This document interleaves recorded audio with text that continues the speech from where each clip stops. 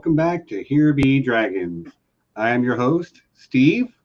This is John, you know him, and this is the professional actor that John hires to play Jared to prove that he's a different person. Jared, you were kind of a last-minute addition, so I did not put the link to your IMDb in the description, but I'll try to remember to go back and add that after the stream. Jared, I don't know if you saw, but like a few minutes ago, I went in the Slack and I posted, we're going to have a special guest who has both been on the channel before and not been on the channel before. Yeah. No, I appreciate sincerely that you all care enough about the fact that about John's opinions that you continue to subsidize my Screen Actors Guild rates Right. to get me on the channel, because I assure you I do not come cheaply. Right. Well, it's Dr. Jared, actually, isn't it? It is. I am a family medicine doctor. Yes. Right. So I do have a day job in case this acting gig ever doesn't work out. I love it. Well, Jared, welcome to Here Be Dragons. We've never been on a stream before together. Yes, I've been on with John and Amy a couple times, but this is my first time with you, Steve. It's a pleasure. Yeah, I'm really glad that you could join us, man. And what a topic we have! Some Star Wars. I'm got my Expressions of Vader shirt on. John, I see you got Star Wars too. Yep. Jared, what are you repping? Well, so I'm not wearing a Star Wars shirt, but I do. If you look in the background, I do have a couple posters. I have all 9 Skywalker Saga films posters up on my wall right now. You can only see Phantom Menace, Last Jedi, and Rise of Skywalker. You can't make it out, but those are some Star Wars Funko Pops that I have right there on my shelf. Oh yeah. Let me zoom in on those real quick. It's okay, I see Funko Pops. Can't tell what they are. They're mostly from Rise of Skywalker. It's Rey with the double lightsabers, Rey with the yellow lightsaber, Finn, Poe, Janna, revived Emperor Palpatine, and Ben Solo. So yeah. Well, I like most of those characters. Yeah. And this is, folks, how you know that Jared is different from me, because he and I don't entirely see eye to eye on Rise of Skywalker. Well, I bet I don't either. Well, that's fine, but as long as you can recognize that I am a lifelong Star Wars fan who sincerely appreciates the movie for what it is and does not like it merely for cynical nostalgia-related reasons. I promise you, it is my second favorite Star Wars film ever. I cried multiple times watching it, and I will defend it to my last breath because I love it. Fortunately, that's not what we're going to talk about today. Of course. but I do want to say, like, that is what, like, the reason why we first got to know each other so well. It wasn't specifically Star Wars, but it was the fact that I think you're like me. You absolutely love what you love, and you're not afraid to shout it from the hills. So, and like, we love that here. I'll disagree with you all day long, but I will, I feel like the proper way to engage with nerd culture is to be able to have the debate, but then go, I love that you love that, even if I don't want to do that. 100%. Okay, so, but we're here to actually talk about Star Wars Visions, the new anime episode that dropped this last Wednesday. I only wanted to do the first 5 because I'm a busy guy between work and the 40 million D&D games that I have stuff to do in, and trying to have a social life on top of that, but first 5 episodes of Star Wars Visions is what we're really here to talk about. So I'm going to start. I'll ask the guests first. Of those first 5, do you have a favorite? All right, I guess I'll go first. So yeah, I wanted to ask you. So I've seen all, and I'm assuming that by the first 5 you mean the first 5 that are as lined up on Disney Plus. Correct. So So of those 5 would be, just for everyone who's not familiar, the Duel, Tatooine Rhapsody, the Twins, the Village Bride, and the Ninth Jedi. Correct. So I have to say my opinion has very slightly shifted, because after first watch, my first 2 favorites are both in these 5. And after initial watch, my first favorite was the Ninth Jedi, because I admit I have a little bit of a bias towards the movies and epic grand storytelling. And the Ninth Jedi was the one that felt the most like an epic Skywalker saga film. So that was the one that I gravitated to the most. But the very close second for me on initial watch was The Village Bride. And on rewatch, I think that one is pulled ahead, because I think that one is just absolutely gorgeous. And the message it ultimately sends about a Jedi who's dealing with the trauma. I love the Twins too. That one's up there as well. But The Village Bride is just hauntingly beautiful. It's the score is incredible, and the climax with the where F ignites her yellow saber and makes the charge is incredible. I think that one will be the one that I rewatch the most in years to come. Okay. Can I just recite what she says there? Because this is one of my favorite moments through the whole anthology, is where she says, "You can't change the river's flow by casting a stone, but live in harmony with nature and you'll change together. The people of this world know that well. You know that the breath of life becomes wind and will always respond. Madina, may you rise, and may the force be with you." It, watching that just sent chills down my spine. It's so good. So are you in agreement then? Was number 4 your favorite? No, actually, I'm going to be very cliche probably by this point and say that I'm a sucker for the Ninth Jedi. Me too, man. I loved it. My favorite too. Just because I'm agreeing with you. It's so far. What I love is that it starts off. It's so far removed from everything else that we know.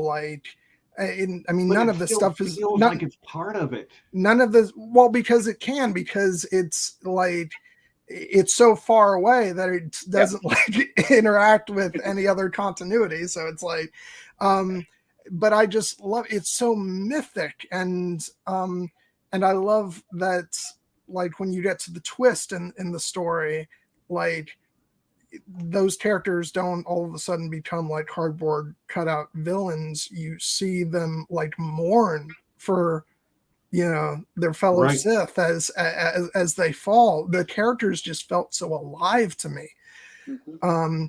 And it's just, I loved the characters. I love the whole thing with the Margrave and with him being in disguise. And then when you finally see his mask taking off and he feels like a vibrant character, and the character of it, I'm going to have to look up the names because it's still also new to me, but the young girl, Sam Ray, I'm going to make you happy. I'm going to make you happy soon. Just everything, it's so great. And the thing that I want to say about the Twins is that depends on what version of the episodes we're talking about. I hear you. We'll get into that. Yeah. Because if it's the Japanese, it's way up there.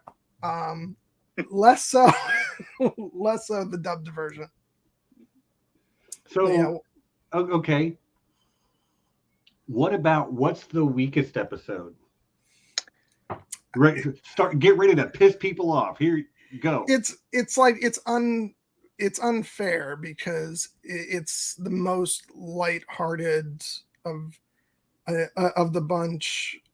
Yeah. So I don't feel right about calling it the weakest, but it's just because I loved all these episodes so much. But I acknowledge that Tatooine Rhapsody probably is the weakest. But I'll say this: that was a bop. I was bouncing my head through that. I love that episode. So just because it's probably the weakest doesn't mean that it's not a lot of fun. I really do enjoy it.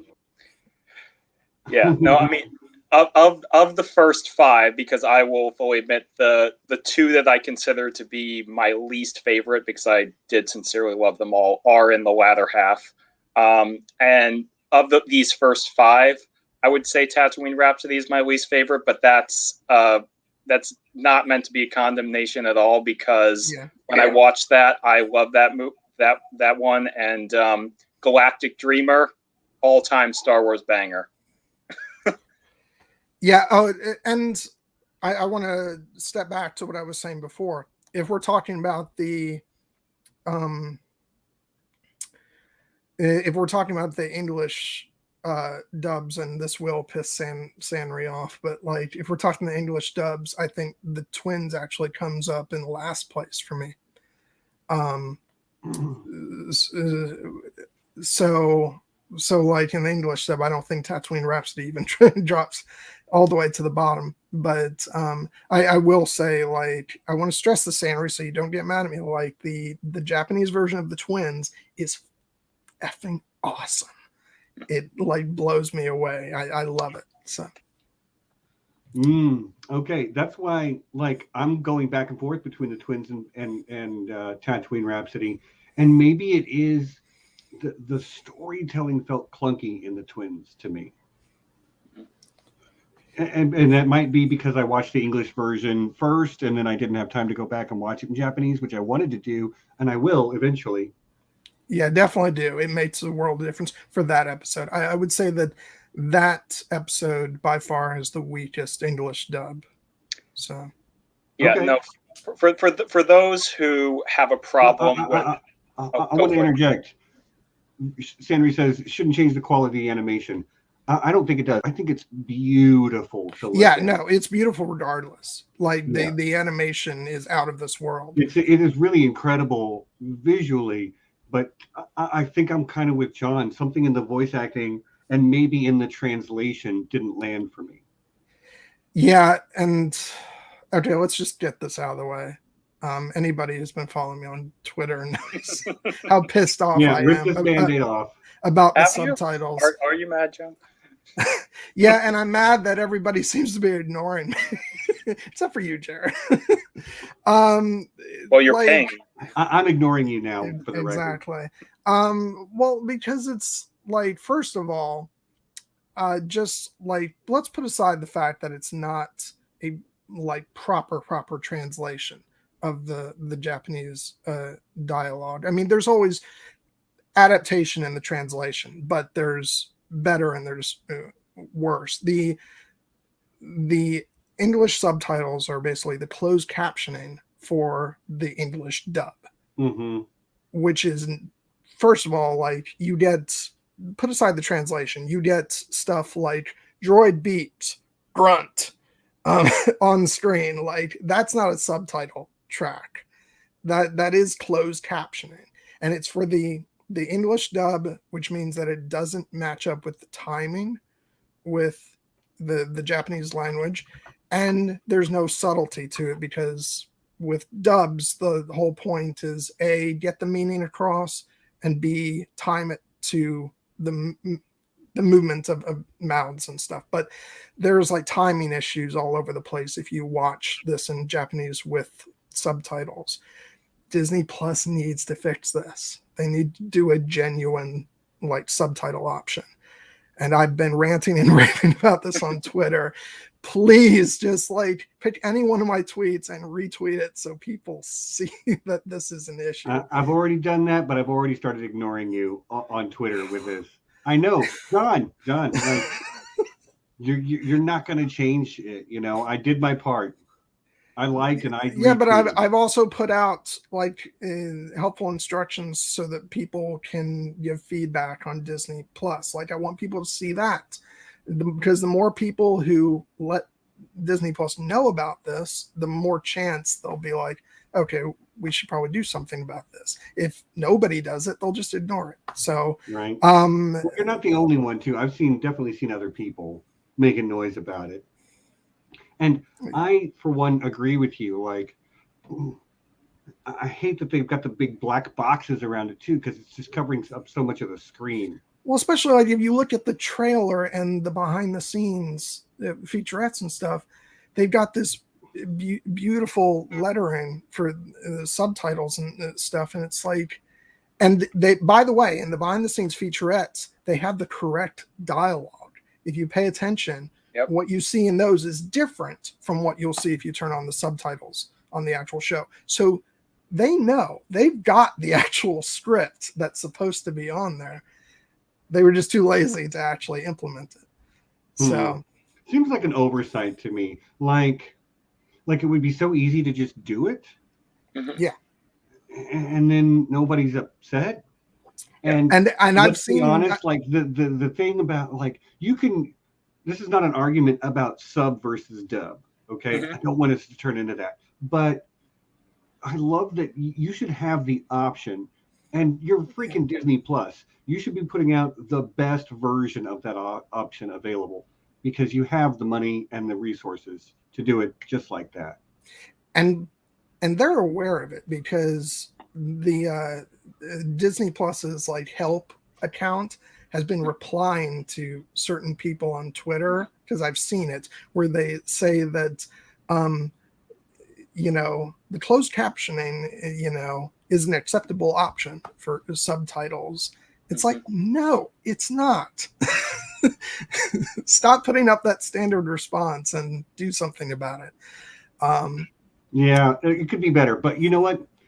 We've had our say on that. Okay, I'm done. It's out. Let's talk about the thing. And I think maybe the best way to do this is to just go episode by episode, because it's an anthology. So, we'll take 20 minutes or so and talk about each episode. And it starts with episode 1. I don't know what else to call it other than it's the duel. Which I was geeking out about.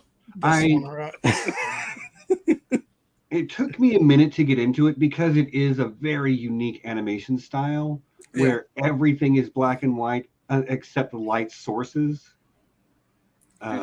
which came to be really effective for me by the end of it. But it did take me a minute to adjust to that animation style.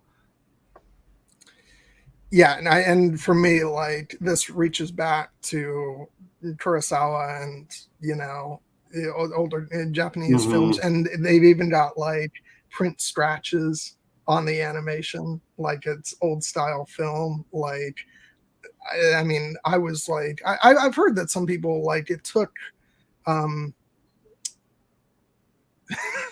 sorry, let me read this. Yeah.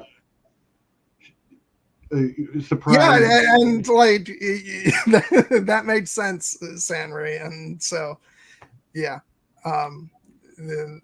Like, I want to stress, like, no matter what version, the Twins has like freaking amazing animation. It just like from we'll a story, get there. We'll get there, and I'm going to talk about the things I loved about the Twins when we get there.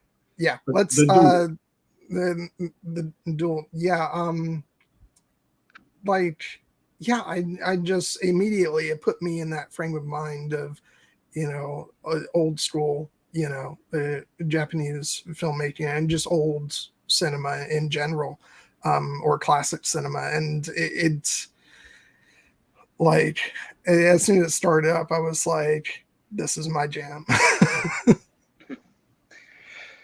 Yeah, you can ultimately, after you watch all 9, you can kind of understand why this was the one that they chose to advertise first. Partially, I mean, this is also the one that's going to have continuation in terms of story. There's going to be a novel based on this one coming out, I believe, in October. And the reason is that it's the one that kind of opens up, with the exception of maybe the Ninth Jedi, has the largest world building possibility, but it's also the most classic in terms of its animation style, and it's simplistic in its story. And the thing that I think helps people draw into it is the fact that it's really very, the main character, he is an archetype. He is the Ronin. He is the soul. You would think Jedi. Turns out he's not actually a Jedi, which is one of the best reveals of the entire of short. But he doesn't really say much. Yet he's always in control. He's always composed. And even as this situation starts to develop around him with the bandit leader with her awesome lightsaber umbrella, and all the bandits who are trying to fight against her, he's very calm. He asks his friend to put on the tea kettle, and you can just tell that this is a man who is in control, who knows himself, who may not be entirely settled. As we see, he's definitely got some issues he needs to deal with, but he is somebody you trust to follow through this story. And as you follow him through the story and you end up figuring out the twist and all the way through the climax, it hooks you. You can see why this is. Like, for example, as much as I love some of the shorts that we'll get to talk about later, I can see why if those were the first one, somebody could say, oh, this is a style I don't appreciate, and turn it off and not watch the rest. I would be very surprised if you watched this one and you didn't give the subsequent ones a chance, because it hooks you. Okay, I like that take. It is the character has a very, shall we say, zen quality to him, which is very fitting given the sort of stylized brush that all of these were painted with. You can definitely feel the anime. You can definitely feel the Star Wars. And I think that's one of the things that's made every part of this series so far so great. Some of it will lean a little bit more into the, say, Empire Strikes Back vibes of things, like the duel. Mm-hmm. Some of it will lean a little bit more into the Clone Wars feel of some episodes, like, say, Tatooine Rhapsody. Mm-hmm. But this one is very Star Wars in its feel, but very anime in its execution. From the freaking lightsaber umbrella is the coolest thing.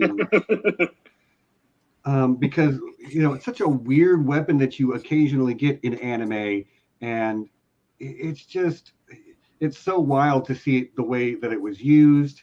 I don't know. I really loved this episode. I've once again seen some people say, like, what's the practicality of that? It's like, but this is the beauty of anime. Like, it's allowed to be outlandish and to give you stuff like that. Yeah, and to be honest, like, I hear some of the complaints about practicality of lightsabers because, for instance, I'm not negative about very many things related to Star Wars. I'm not the biggest fan of, say, the helicopter lightsabers in Star Wars Rebels. This I loved, especially because, I mean, we'll get into this later. It's not bound by canon constraints. From the second I saw this in the trailer, I was like, this is incredible, and it lived up to it in the episode itself. Yeah. Oh God, I had a point I wanted to make. He is very much a Ronin type. This is Star Wars going back to some of its roots, because obviously George was channeling a lot of Kurosawa when he made the original Star Wars. I mean, there are other influences for sure, westerns and old school serials and actual sci-fi and dogfights between World War II fighters. All that has influence, but a lot of the imagery and the feel of Star Wars comes from Kurosawa. Seven Samurai and God, what's that other one that I love so much of his that I can't think of right now? Anyway, Kurosawa makes mad films. And see, that's for me is I think slightly different take from Jared in that I agree that this was absolutely the right one to start with, but I feel like the reason for that is less of whether it's like hooks you into like the further adventures of the main character, but this is the one that steeped so much in George's inspirations for Star Wars. And so I feel like what's great about it is, just as you were saying, Stephen, goes back to those roots and the fact that that's what starts off this anthology just feels like it's honoring the very beginnings of Star Wars and everything that came then, and then the things that came before it to lead up to it. So for me, it's like, yeah, it's the perfect way to start the series. Yeah, and we'll get into this more, I'm sure, but the interplay between the fact that Star Wars was originally inspired by Japanese influences, and now that it's Japanese creators who are returning their own take on Star Wars to an English-speaking population, is one of the best things about this series. And you will you see that the fact that the creators, I don't know if you have had a chance to watch the behind the scenes segments that accompany each episode, but those are actually fascinating and well worth it, because the creators talk not only about their original inspirations and the fact that Star Wars kind of inspired them to take on this project, but they also speak about the various elements of Star Wars that they chose to interpret in their own way. Like, for example, one of my absolute favorite parts of this episode is when the director, I'll pull up his name just so I can give him credit in a second, but he speaks about two elements of the duel that were directly inspired by first Revenge of the Sith and then Phantom Menace. Specifically, the element where the Ronin and the bandit leader are on the log, echoing Obi-Wan and Anakin's duel on Mustafar in the lava river. And then the one that I found the most poignant was the bandit wiener using her lightsaber to test the waterfall, and how that was echoing Darth Maul and Qui-Gon Jinn during the energy fields in the Phantom Menace. And it's when you like, it's not something that might not necessarily occur to you on first watch, but once you see it, you can't unsee it. And the fact that it's taking place not only between a Jedi and a Sith, but between a Sith and a former Sith, puts a whole new spin on it and makes the climax that much more powerful to me. And can I just say, like, I'm just like been totally geeking out by like how much the prequels in particular were influences for this series, for like all the shit that those movies have taken over the years. To see them so heavily influence these filmmakers was a real joy to see. 20 years old. People, time heals all. Yeah. Except for Jar Jar, right, Stephen? I mean, I'm never going to love him. Never going to love Jar Jar. It is what it is. Star Wars isn't just for me, and there are people that love that character. So, like, I'm not gonna badmouth Jar Jar, but I'm never gonna love him either. And by the way, the other movie I was trying to remember is The Hidden Fortress. Yes, which we're not talking about it on that screen, but Akakiri, the last one, is very heavily influenced by that film. Okay, nice. You know, like, Jedi actually comes from a Japanese word. Specifically, there's a time period called the Sengoku Jedi. It's translated into English as Jedai. Mm-hmm. And it's I don't remember the exact translation, but it's something like the time of troubles. Anyway, there was an emperor, there was a shogun, but it was mostly independent warring states that were eventually forged into what we would now recognize as modern Japan by, I'm not going to give a Japanese history lesson, but Jedi, the word for Jedi literally comes from Sengoku Jedi, which was sort of like the heyday of the samurai as well. And you can see a lot of the influences from that time period, because our hero in the duel, he feels so much like a samurai, down to having his little porter with him with the straw hat, which is adorable, by the way. Like, yeah, it's one of the greatest things to see an R2 unit with a straw hat. Like, I love it. but you can, I mean, they really leaned in, especially for this specific one, they really leaned into that classic Japanese, because it felt like it's taking place in feudal Japan, except there did happen to be droids and stuff. Mm-hmm. Yeah, and just reading like the sort of not synopsis, but like teaser for the book, it talked about this like taking place and like plans and all the stuff, and that the Sith are like and just within the context of like feudal Japan, it's not like this, it doesn't like describe it as in the galaxy far, far away that of. It's very much Star Wars in this sort of from the viewpoint of feudal in Japan. And so I'm really looking forward to reading that book and seeing how the sort of the Star Wars universe is sort of interpreted through that lens. And I just think it's going to be a blast to read because it's going to be so different. I agree. The Cloaked One. Never underestimate a droid, as Leia once said.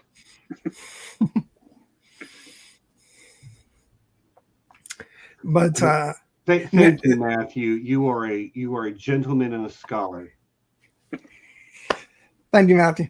The one of the things that I wanted to point out about our main character, the Ronin, is that one of the moments that I like most is when he actually says, "And unfortunately, I'm not a Jedi." It's like there's so much to glean from that, and it's part of what I really like about a lot of the stories in the series overall, is that the sort of a way the types of Sith that we see, and they're more complicated than I think we're used to seeing Sith.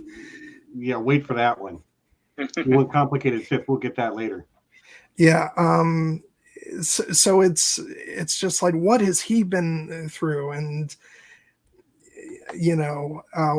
what led to his falling to the dark side? How did he seems to be trying to make his way out of that, and wants to actually be would like to be a Jedi, but maybe he feels he wouldn't be worthy of that. There's just so much to explore, and which is why I'm so happy we are getting a book, because especially if we get to be like inside his head as he's sort of going through this stuff, it'll be a lot of fun to read. Yeah, and one of the things, I've seen plenty of anime in my life, and I've enjoyed a great deal of it, but the way storytelling is even done in Eastern cultures is fundamentally different than the way we tell stories in Western culture. We like a nice bow at the end where we know what happens, but a lot of stories that come out of Japan do not have that sort of like definitive ending. This did not have a definitive ending, and that's a trait. And that's a trait among a lot of these shorts, is that it kind of, you're somehow like there's a satisfaction in the way that they end, but it's also like you long to find out what comes next, and and that's great, because like leave them wanting more. That's right. That's the way to do it. Well, it lets you go ahead and headcanon whatever you want after it too. Yeah, no, I think that's absolutely one of the best things about this series is all 9 shorts, I feel like, have story that could continue after this. But of those 9 shorts, 8 of them I would say it's an open-ended ending, but I also find that open-ended ending to be perfectly fitting, and I don't necessarily need any more. There's only one that we'll talk about eventually where I was like, oh, come on, I need to see what's coming next. But but even then, it's not like, oh, give it to me now. It's more like, you set up this world and this story, and I really want to see what's coming next. Right. But the fact that it is kind of at peace with bittersweet endings, and endings that don't give you complete closure, and endings that offer some emotional resolution, but also don't leave the characters in a place where you know that their story is finished. That's something I think audiences might find challenging, but it's something I hope that they come to appreciate a little bit more in the way these stories are told. And yet, I know one of the directors, I don't remember which one it was, but I was watching one of the featurettes, and I know one of them said, will we see more? That's up to the audience, I guess. So there's that's the one. So I think there is an appetite amongst at least some of these storytellers that, hey, we wouldn't mind telling more of the story. Yeah, I like Blue Lemon Tree here. Has got a great sort of brain stopped working. A great observation. When he opens up and he's got all those red kyber crystals in his coat, you're like, oh man, not only is this dude like he'd been around for a minute. But which is more like, it just makes you go, what are you doing here? How did you get here? Put on the teapot to boil, make sure my droid is put back together when the teapot boils. It's like, I'm sorry, but like it's like it's beyond what normally the Force ought to be able to do. But I was just like, I was eating it up. I see like those crystals and his whole vibe, and I'm just thinking, as much as I want to stick with the Japanese, style and vibe, just go ahead, throw in some Johnny Cash, a man comes around. Because that is totally the vibe I'm getting. Now you make me want to do fan videos where I layer Star Wars over Johnny Cash. Like, you know what? I've gone and inspired myself. Maybe that'll be an editing project for me. But there I go, taking your idea, Steven. So maybe I should just get No. Believe me, anything my best attempt will be worse than your worst attempt. I see to the professional editor. Yeah, I'm sure that we could come up with a suitable montage to Johnny Cash's Ring of Fire. Yeah, something related to Star Wars. Or Hurt. Man, his rendition of Hurt is Star Wars. One of the best. 9 Inch Nails song, by the way, but Johnny Cash really kind of almost stole it from Trent Reznor. Anyway, I digress. We're in the weeds now. Anything else to say about the duel? All I'll say before is I'm with each of these. I'm going to try to give credit to the directors. For each of them. So for this one, it's Takanobu Mizuno and Junpei Mizuzaki. Just because for a series like this, it really is creator driven. Mm-hmm. And I feel like rather than just talking about it under the general banner, we should give credit to the individual visions that are expressed in each of these stories. So very, very impressed. I highly support that. Always love giving credit to the actual artists too, the people whose vision it is. Yeah. Okay. John, you got anything else to say about the duel? No. Although I will, even though I'm, probably mostly savage about the the dubbed version of these episodes, I do want to shout out Lucy Liu, who. Did the voice of the Sith, who was our villain. I'd have to look up the names, but she actually did a really good job at adding some villainy to that. The duel is actually one of the ones that I did watch in English, and I actually thought they did a good job. So.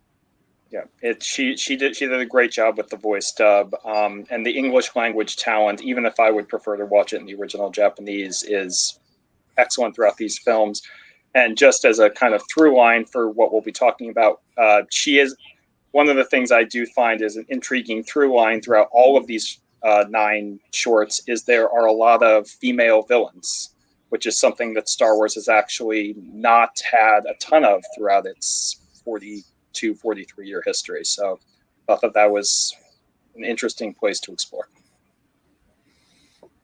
Yeah, I think they did a great job with highlighting the female characters in general throughout this series. It was great to see, and I just loved so many of them. And personal favorite may or may not have been a bunny rabbit, but we'll get to that. Oh, I love. We'll say that for the next trip. I love that short. That one was the best surprise out of all. To be honest, I have only watched the first 5. I've seen the bunny rabbit in like the promotional materials, but I have not seen that episode yet. It's well worth it. I'm looking forward to finishing up. I've given myself too much to do. But let's go on to Tatooine Rhapsody, which I unabashedly really. So the Maura Morrison. Yes, the Boba Fett Renaissance is here. Yes, the Boba-sans. Yes, I will say, Tatooine Rhapsody is one of those that I actually genuinely like. I say one of the ones. It's not the case for most of them. I really do prefer the original version because I think that the song is better in Japanese, and the performer's better in my opinion, and the whole episode in my opinion just kind of hinges on that. Yeah, I did not love the guy's singing voice. Yeah, Joseph Gordon-Levitt was the singing voice. Well, yeah. If you look in the behind the scenes feature on this episode, it says that he was very enthusiastic to sing the song. So he did it with heart and feeling, if nothing else. I mean, he's not a bad singer, but he is not the singer that's going to elevate this rock band into the stratosphere. Yeah, it's because I watched in English and I was like, yeah, I'm not really getting what's supposed to be so great about this. And then when I watched the Japanese version, I was bouncing in sync with Jabba's tail, during the song. I really, and dear God, if they release a soundtrack, they better have the Japanese version of the song on there. Because that worked a lot for me. That said, though, in the English dub's favor, as has been said, to Maura Morrison, and it was just really cool to see, the actual voice of, Django and Boba Fett doing that. Even though, me, I'm going to be loyal to my man D. Bradley Baker for all the work he's put in on Clone Wars, but in a way, it's a symbol of where we are in Star Wars right now, that they're getting these, the actors from the films to actually come in and do stuff in animation. So, and specific. Oh, go ahead, Steve. I was just going to say, specifically about what they're doing with animation and how good it's become. Clone Wars was great. Rebels has been great. I haven't watched Bad Batch yet, but I hear it's great. Star Wars is really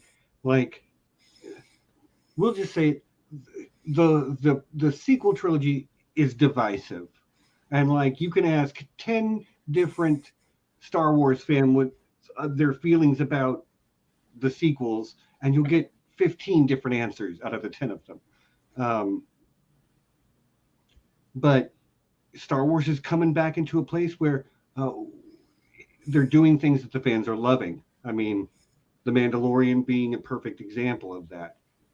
Tamara Morrison was a not a big part of season 2, but a significant chunk of season 2, and I was surprised when they brought him back, but I loved it. They got Luke freaking Skywalker in there too. Not that Mark Hamill has ever strayed that far from Star Wars, let's be honest, but I'm with you, John. I'm with you.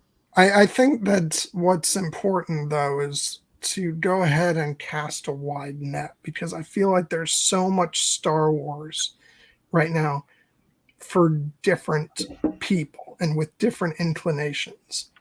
And that's kind of the way it should be. And like, not everybody is on board with Star Wars visions. I know. So it's for a certain kind of audience, I think, and that's fine. Mm-hmm. And there's people for whom The Mandalorian is like their most treasured Star Wars thing right now. There's things that I personally prefer more than The Mandalorian, but that's fine. Like, I'm not going to tell anybody who isn't like freaking out about that show that it's like it's for everybody. Big place. There's room for us all. Exactly. Yeah, absolutely. I will just say specifically on the Temuera Morrison voice, I'm happy with him voicing Boba Fett specifically as much as I love D. Bradley Baker, because in the Clone Wars, D. Bradley Baker never voiced Boba Fett. They got Daniel Logan to come back. Yeah, that's very true. Yeah. So it feels appropriate given that Boba has always been, he is a clone, but he is kind of separate from the clones by design. He, Alpha and Omega, they are, they are unique. Mm. So go ahead, respond to that. But I was also going to say, I think what really hit me about that is, and this dips a bit back into our conversation from last week about canon and, like the sort of validity of stories that are outside of canon, like the fact that they bring in Temuera Morrison, who is the voice, the actor of Boba Fett, like shows that they're putting like as much into this anthology series as anything else Star Wars, regardless of whether it fits in with the continuity of everything else. Like they're not saying this, you shouldn't watch this because it's not canon. It could still be good, much as Phil H. just pointed out. Yeah, exactly. They're blatantly not canon, but they're also very good. Yeah. And I think that that's amazing. There's the practicality aspect of it, given that we know that Temuera Morrison is participating in the Book of Boba Fett, which will be coming out this December. He was probably on speed dial. Made sense that he would come back. This is the only Star Wars vision short, I feel like we should say, that does feature canonical characters. So it's one of the only times when this thing would even come up. But the fact that they went to that effort when they could have just gotten somebody else to do the voice shows how much they believe in this project and how important it was.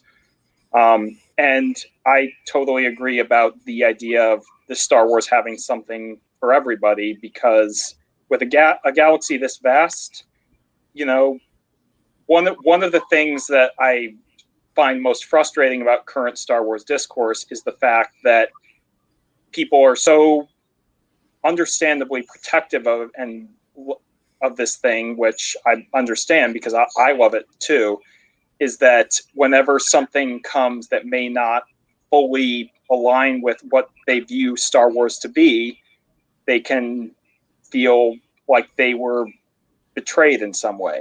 And I've tried my very best to let go of that, because, it's been easier for me because I've enjoyed most of what's come out, especially the sequel trilogy, which I love dearly. But it's also just something where when a galaxy becomes this big, people can want things to be their own, like tailored to their own sensibilities. And it's easier to accept that some things are just not going to be for you. And if you can, I'm going to circle this back to the episode we're actually talking about, because honestly, this one, there was plenty to enjoy about it. It was fun, but this one was not aimed at me. This particular episode, the music was really good and fun and interesting, and I liked the sort of plot of Geezer who's Bobby Moynihan, by the way. Being on the run from Jabba, and like, whoever thought we'd see a a rocker hut with a nose ring and like the little John Lennon glasses. I'm just like, this is so good. Yeah, but Stephen, like after Zero the Hutt, really yeah. anything's Once you have Zero, you can go anywhere, right? But actually, I really did like just this story of found family and the fact that we start off with, you know, this young kid who's running from Order 66, and you know, and of all the people to find him is a Hutt who's like, you know, he's holding a lightsaber. The guy, like, he says, you know, what are you? He knows, like, obviously he's got to have some idea what he is, but he's basically offering him, you know, whether he knows what the situation is at that exact moment.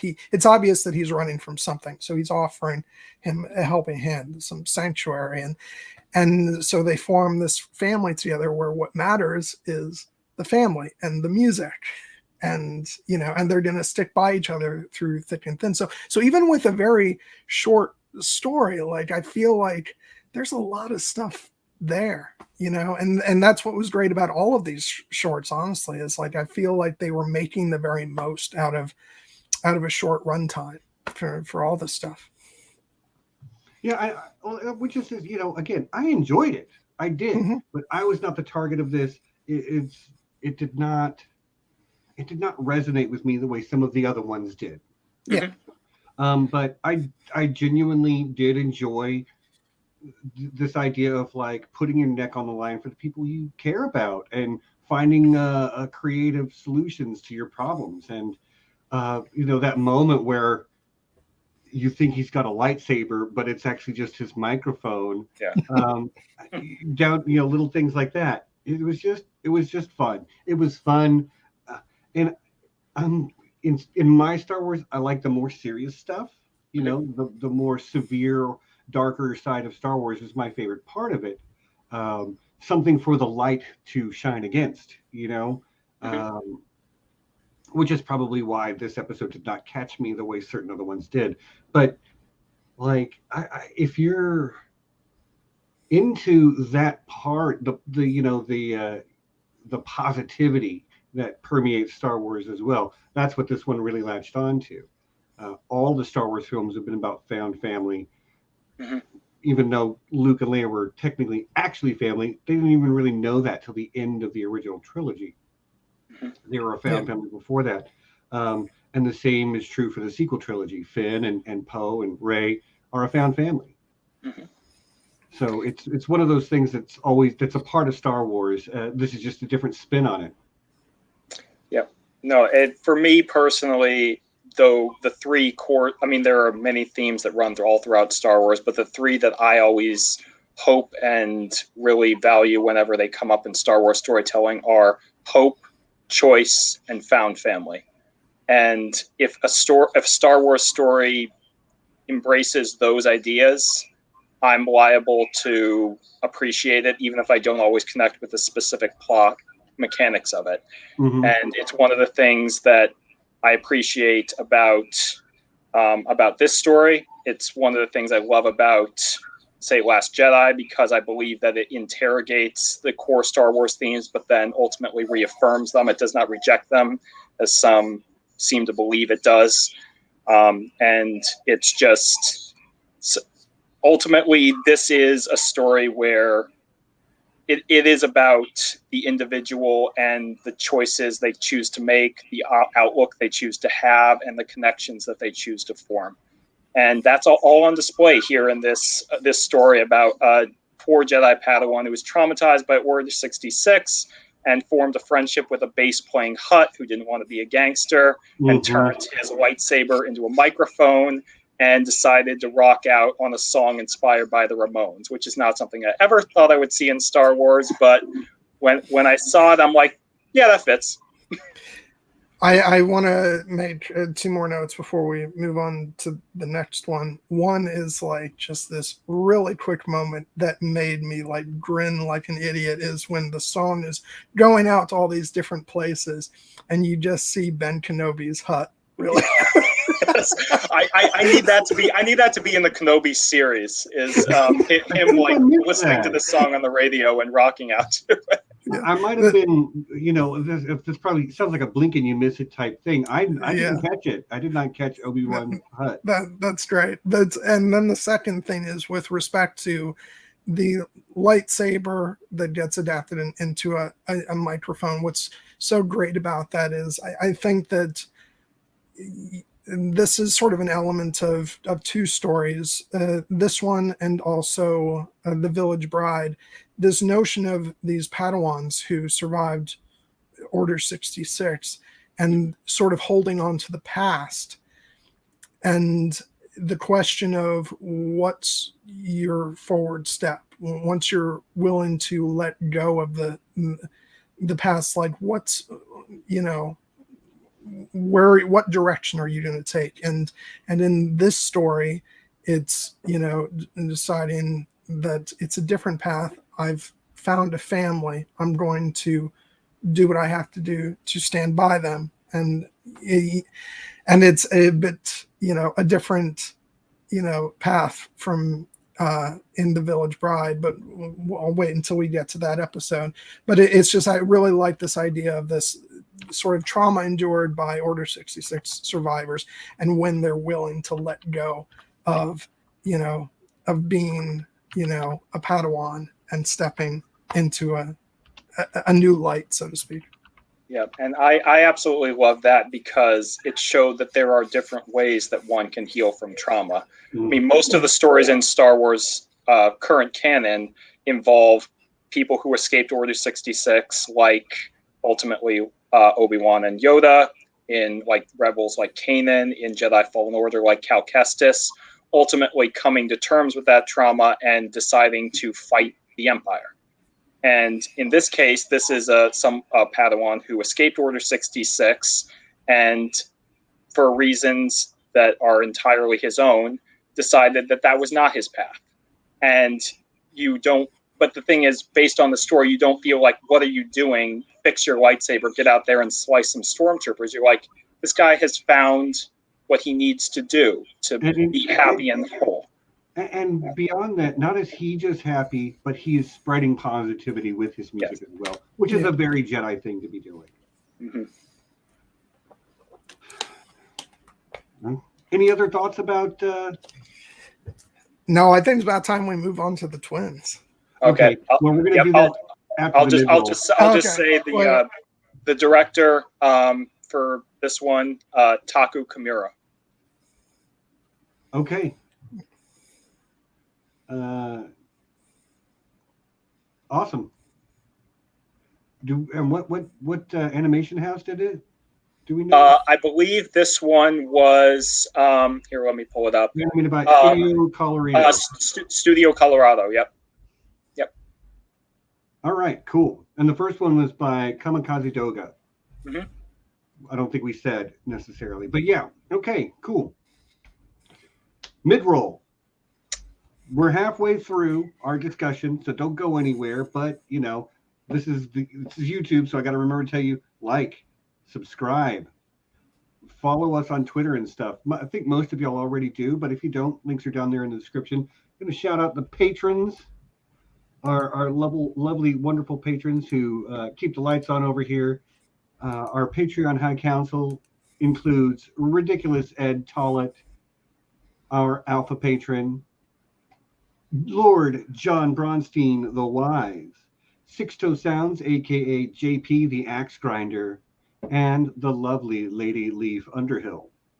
And they are attended by the lords and ladies of the realm, including Ryan Stavka, the Russian Quartermaster, Reflective Rambling, and Arch-Maester Emma. Thank you, patrons. We love you guys. Appreciate you. And if you want to join Patreon, links down in the description. And I'll say your name every week and try not to stumble over it. John. Actually, hold on. Jared, you got anything coming up on your channel? So I actually do not have a channel. It's something I might consider one day, but I'm a little too busy at the moment to undertake it, given all the work it involves. Really, all I have to promote is my Twitter account, which is at jkozal, JKOZAL, on which I have been posting about various Star Wars related topics, especially Star Wars Visions recently, and will continue to do so. Which, by the way, like I absolutely adore the fact that like you started off saying, "I'm going to take my time with this. I'm not going to binge the series." And then what happened? You binged right through. Well, that's the way these things work. Sometimes I was fully anticipating that I would just watch like maybe 2 or 3 per day, and then I just had the time and I was awake, and I was like, I'm gonna just power through. Yeah, it'd be like that sometimes. Okay, John, I buried the lead a little bit. What have you got coming up over on John Webster Film? Do I have something? What? Rumor. Yeah, no, everybody, I'm coming back. I've been, I've been off for about a month now, and even before then, I was kind of just doing something every once in a while. Because to be completely honest, like part of it was I haven't been feeling that great, but also I've just been kind of overwhelmed. But you know what? I'm totally ready to dive back in now, and I'm very excited. So I wanted to let you guys know about the first 2 things that are coming up. I'm going to be coming back next month on October 16th will be my very first week back, and I'm going to be joined by the wonderful Lady Triple, Christina, and we're going to be continuing our discussions of Pirates of the Caribbean with Dead Man's Chest, which of course you guys knew the first one back was going to be a Kira movie. Yeah, good doy. Knights of Kira. Yeah. Which, by the way, and Jared is a very loyal member of the Knights of Kira. Really, in like chronology, you were the first because we very much bonded over that. Everybody else is like, "What do you have coming up the week after, John? Stop with the Kira stuff." The week after that, I'm going to be talking about a movie that I've been raving about ever since it came out, and I'm very excited about, called The Green Knight. And I'm going to be talking about that film with a couple of really amazing people. You might know them. I'm Mr. Micah Clark and Blue Lemon Tree. Oh. So I'm very excited to have both of them coming on. Look, there's somebody in the chat named Blue Lemon Tree too. Oh, really? What a coincidence! Yeah, so I cannot wait to talk about that movie, and I know both Micah and Blue. They both really enjoyed the movie, and so I think we're gonna have a great conversation. And I just want to let you guys know that I also have other things that I'm putting together. I'm just not going to tell you what they are yet. I do have something exciting lined up for the week after, and I'm trying to put some other exciting stuff together. So, but I will let you guys know as soon as that stuff gets solidified. I'm planning on doing this every week once I start up again. So I'm very excited, and honestly, I'm blown away by the excitement I've gotten back from you guys. It just warms my heart so much. Oh yeah, Aaron. Yeah. I'm sure you were really itching to come on for that one. But yeah, no, I'm super excited, and once again, thank you guys for all the warm words, about me starting up again, and yeah, I can't wait. So that'll be starting again on October 16th. I'm looking forward to it, man. I enjoy what you do over there on John Webster Film. I'm glad you're getting back at it after taking some time off. Thank you, sir. Here on Here Be Dragons next week, I believe we're going to do season 3 of Avatar: The Last Airbender. One of my favorite shows of all time. John has not seen it before. I've watched the whole thing literally more times than I could count. So I'm super psyched to get to the end of it, buddy. I'm so happy. And this actually worked out really well because, I mean, I have been obviously very much enjoying the show, is both seasons 1 and 2. But the fact that, Star Wars Visions was this week, which is, like really, really anime, and Avatar is obviously anime inspired. Mm-hmm. I just feel like I'm primed to get back into season 3 of that, and I'm going to start, honestly, as soon as we're done with this stream, jumping back into it. I'm very excited to talk about it. Nice. And the week after that, we're going to have John, you can join. I don't know that you'll have much to say, but it's a D&D stream. I'm going to have Emily of the Eerie back, and I'm going to try to get John, who was on with us last time when we did the Why We Love D&D stream. And but we're going to be doing, our topic is going to be basically how to be a good player and how to be a good dungeon master. Can I just say that I sort of mistakenly assumed that we were going to jump back into the more Star Wars Visions on that week. And when you started off talking, you said, John, you're welcome.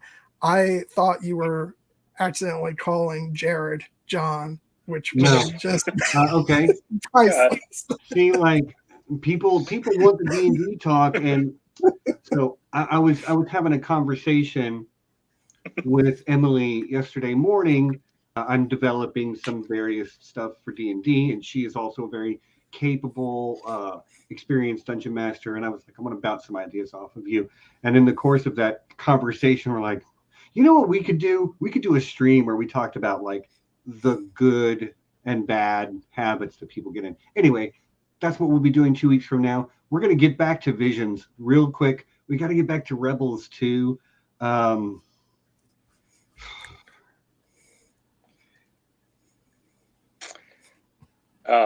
Phil, no. you may not be aware of the full Jared lore. Jared is actually the actor John hires to play him on Twitter. Because, for anybody who's not in the know, Jared and I, we both love Keira Knightley. We both are huge fans of season 8 of Game of Thrones, for which we get no end of grief for. And just like mostly Star Wars opinions, except for Rise of Skywalker. That's like the one big. I'm going to convince you, buddy. One of these days, you will see what I see. It should satisfy you enough that I like the other 2 films in the prequel trilogy. Anyway, sequel trilogy. Yeah. Okay. A couple more things I want to make sure I mention here. First, if you're not in our Slack group, go in our Slack group. It's like being in the chat, except it goes on all week. We also have like a premium Zoom account over there where there's almost always somebody on there. I get on there 3 or 4 times a week and stay for a few hours every time. It's great. Come join us. Come join the cult. I mean, community. No, yeah, right. And I've been playing on my other channel, Here Be Games. I've been playing New Vegas, but I've also decided I'm going to try to go to twice a week with that. So Tuesday on Here Be Games, I will be playing Fallout New Vegas, which is my favorite video game of all time. Come have fun and watch me survive the Mojave Wasteland. I think that's it for the mid-roll. Jared, anything you want to plug? John, anything I left out? Nothing else to plug other than to say I'm so happy that John will be coming back to John Webster film. We've missed you, buddy. Yeah. I just want to say we better hurry up and get into these other episodes because we have like 3 juicy episodes in less than an hour to go. So yeah. For the back half, maybe we'll get back to Visions real soon. Soon. All No. I mean, just for this stream alone, we've got 3 more episodes. We still got 3 more episodes to go. So let's jump in, shall we? Then the third episode is The Twins. The Twins, which I actually I did jump on off point for this, even though, like, first of all, this is decidedly like non-canon because there's everything in this is, but like, if you try and plug this in with what you know of like original trilogy era, you know, like it's hopeless. So and that's sort of what I love about it. It's just doing its own thing. But even though it's sort of supposed to be set in around sort of times of the Empire, I felt like this short really was steeped in sequel trilogy homages. Just, you know, there's some direct stuff like with the Star Destroyer, you know, getting, you know, cut in half, you know, and just sort of the style of the animation just felt so sort of extreme. And I don't know, something about it just gave me like sequel trilogy vibes, even though, you know, God, what are the characters' names? Are twins? Kare and M. Kare actually kind of, his attire sort of, he looks like a mix between Luke and Han, actually. Well, yeah. Yeah. but yeah, I really loved the whole, like, you know, twins of the dark side. And even though their appearances don't really, you know, lend themselves to this, I almost got like Rey and Kylo vibes from their story. And yeah, no, I really enjoyed it. The dub is a mess because God knows I really do like Alison Brie as an actress. Yeah, I'm sort of okay in general with Neil Patrick Harris, but yeah, it kind of breaks my heart for the same reason. I'm pretty unabashedly a fan of Alison Brie, like Community, Glow, Mad Men. Like, God, I love that woman. She's on my Celebrity Hall Pass list, you know. But yeah, it's not great. I didn't love the dub. Neil Patrick Harris, like, I think he's great. He's hilarious. Didn't love the dub. Yeah. I think that's one I'm going to go back and try to watch in Japanese. Mm-hmm. Yeah, and I'm actually, more than any other episode, I'm very interested if we get a correct set of subtitles. I'm very interested to see what the dialogue for this is and how much it changes, because more than any of the other shorts, there's some very on-the-nose dialogue in this film, which I was fine with. Like, I think it actually comes off well. So, you know, when you're listening to the Japanese, you know, actors, it somehow feels less clunky. But in English, it was like, you know, especially when Kare says "to a galaxy far, far away," I was like, Yeah. All right. So just to get this out of the way off the top, the director of this one is Hiroyuki Imaishi, and the studio is Studio Trigger, which apparently, again, I'm not very familiar with Japanese anime. It seems like, from what I've talked to about from people who are familiar, this is kind of the Studio Trigger style, and the subsequent short that they do later in the back half called The Elder is actually kind of more of a break from this style. Okay. But in terms of the sequel trilogy homages, obviously that hit right here for me. I loved it. I loved seeing the Sith Eternal Cultist. I loved seeing the repurposed hold-on maneuver. I do believe I saw an interview before this series even came out saying that while this series is non-canon, in that non-canon continuity, this one is supposed to take place post Rise of Skywalker, so after the downfall of the reborn Emperor Palpatine, which makes sense, honestly. But in terms of the style of the dialogue, yeah, it's by far the most on the nose, and I don't know until we get a proper Japanese dub whether or not that is just purely an issue with the English dub of the translation. it is kind of distracting to the fact that the characters say exactly what they're going to do before they do it. Those of you who have trouble with George Lucas's dialogue, especially in the prequel films, will find that to be Shakespeare compared to this. But honestly, I thought that once I got over that initial hump, I appreciated it because it just fit with the style of the story that was being told, which is, to put it quite bluntly, bombastic lunacy. It is very it is over the top to the extreme. I love the moment where Kari turns on the lightsaber and like 120-degree rainbow shoots out in all directions in all colors. I'm just like, okay, I'm here for this actually.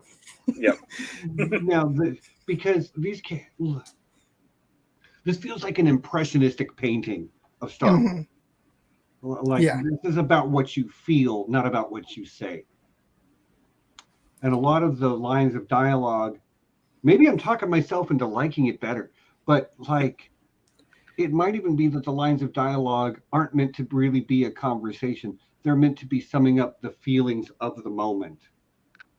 Because let's face it, not canon is an understatement for this one. The way that they're manipulating lightsabers and force abilities, and just standing out in space, having a duel on a Star Destroyer. It's definitely got its own feel about it. And maybe if I look at it like it's an impressionistic painting, where I'm supposed to be feeling, not thinking, maybe I'll appreciate it more. I do have to say for both of you, because unless I'm mistaken, Jared, I don't think you've watched the Japanese language versions yet. No, I'm holding off on it specifically because of the issue that you mentioned. I'm waiting until we get a proper.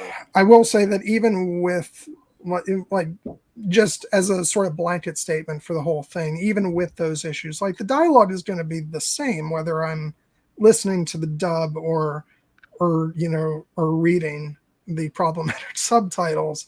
So I figure I might as well get the better acting by listening to the Japanese language. I will say, like, listening to this one in Japanese, in my personal opinion, makes it a completely different experience because I think everything lands much better. The performances just are like so much better.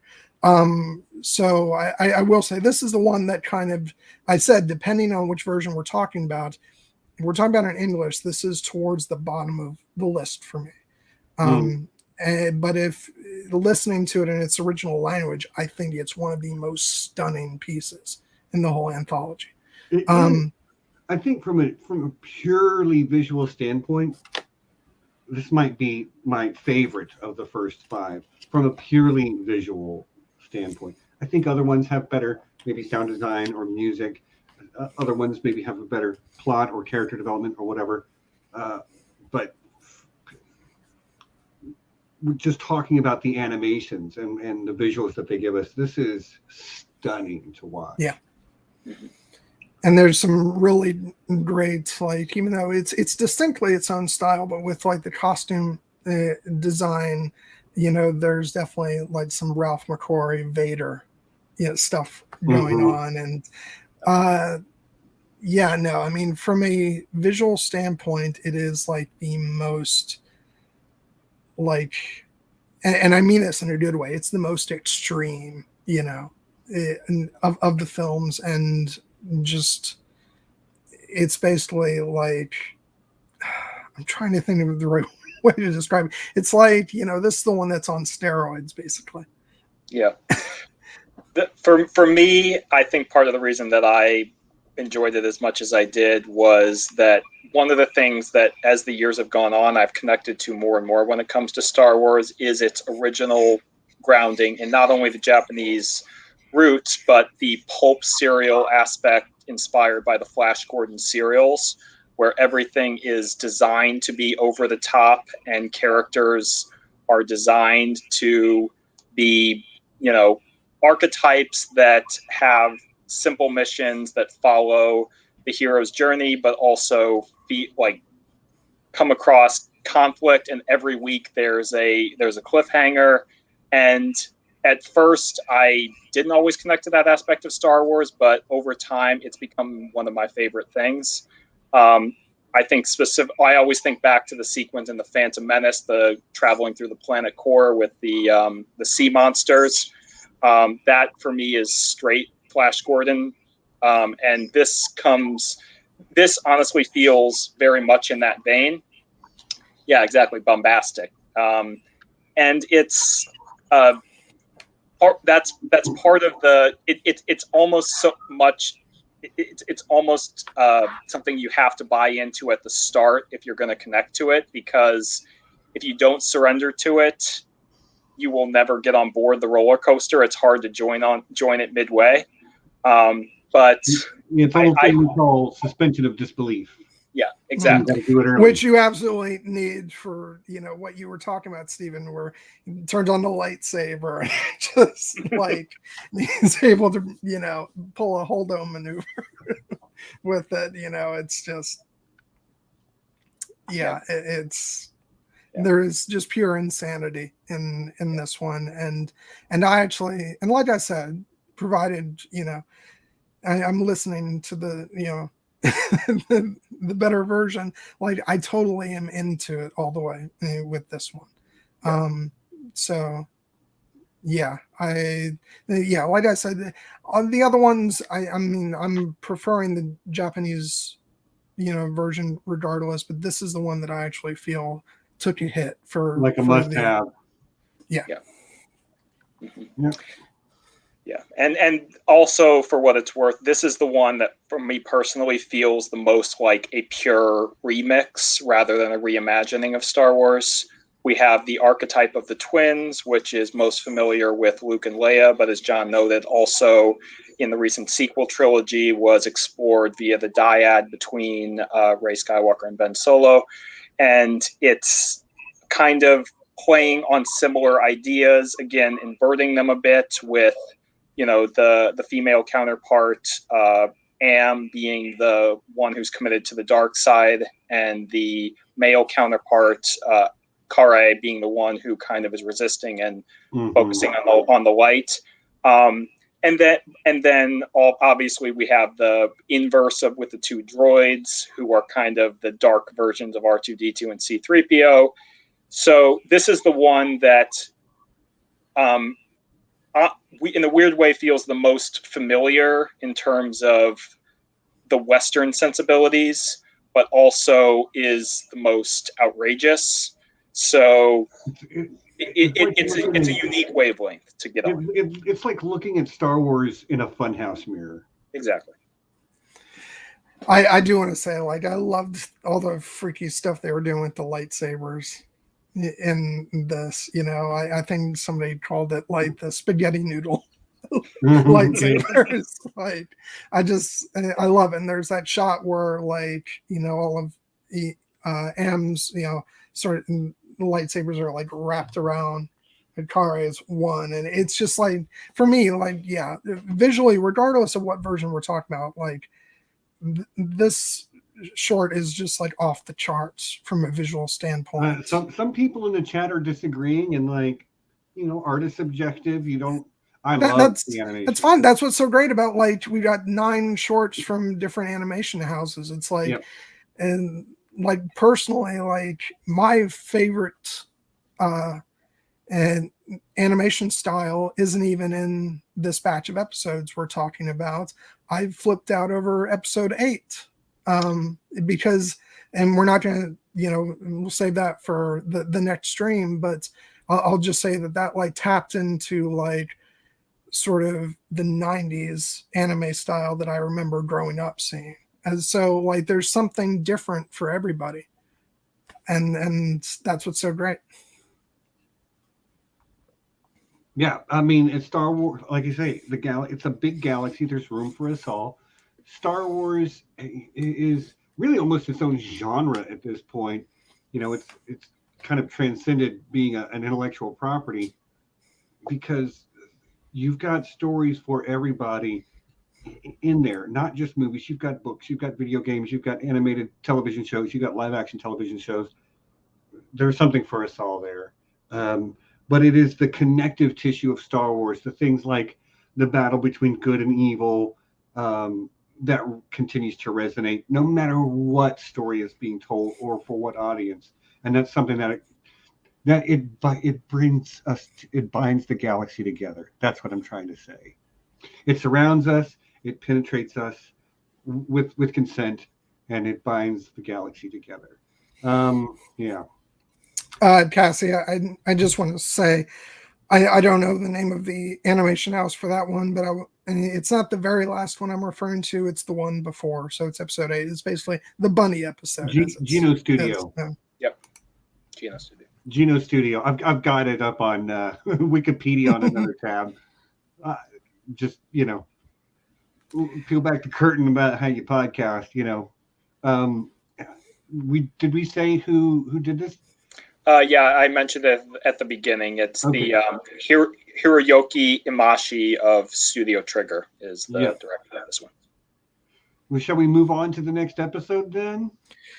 Does anybody have anything else to say about? I feel like because I feel like we're trying to hurry along because we still have 2 more to cover. But I just want to. But I think it's because I do have one final thought. Yep, go ahead. No, I don't. It went away. All I'll say is I sincerely do love this short. I feel like we focused on the ways that it might not be for everyone, but for me, I think that I did connect to it for a number of reasons. So I respect that everyone who appreciates it. There is more than enough to love here, even if with the issues we mentioned. Yeah, I feel like because I feel like there's not as much story to bite into it. This one, I feel, because it's very much, as we covered, it's sort of a remix of familiar ideas, and the visual style is so at the forefront. But watching it, I just was like, holy shit, this is off the wall crazy. And so I really did enjoy it. I just feel like it's the one that there's not as much to dig into story wise, because it's kind of about the style and about the emotion, so. But yeah, so it's on my top level of episodes. Again, repeating myself, provided we're talking about the Japanese version. Right. Okay. Anything else to say? Okay. No. Okay, great. Then let's talk about this episode right here. Maura no Hanayomi, also known as the Village Bride. Yes. The score. By the studio Kinema Citrus, directed by Hitoshi Haga. So yeah, this one was, oh God, gorgeous. I actually put this on my Twitter account at the first time I watched this. I'm like, I could come up with a long list of adjectives to describe this episode, but the one that kept rising to the top of my mind was gorgeous. And it seems like a crude word for an episode that is this thoughtful, this haunting, this beautiful, this melancholy, this powerful. But it's the one that I just kept thinking of. So I just had to come to the tip of my tongue.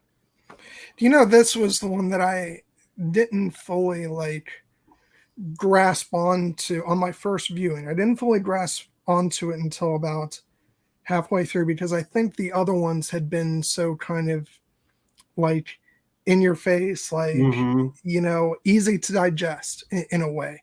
The opening, I don't know, 5 to 7 minutes of this one are very contemplative, and you're encouraged to pay attention to details. So it was kind of almost not until I went back to rewatch it and really, took it in, that I realized how absolutely stunning it is.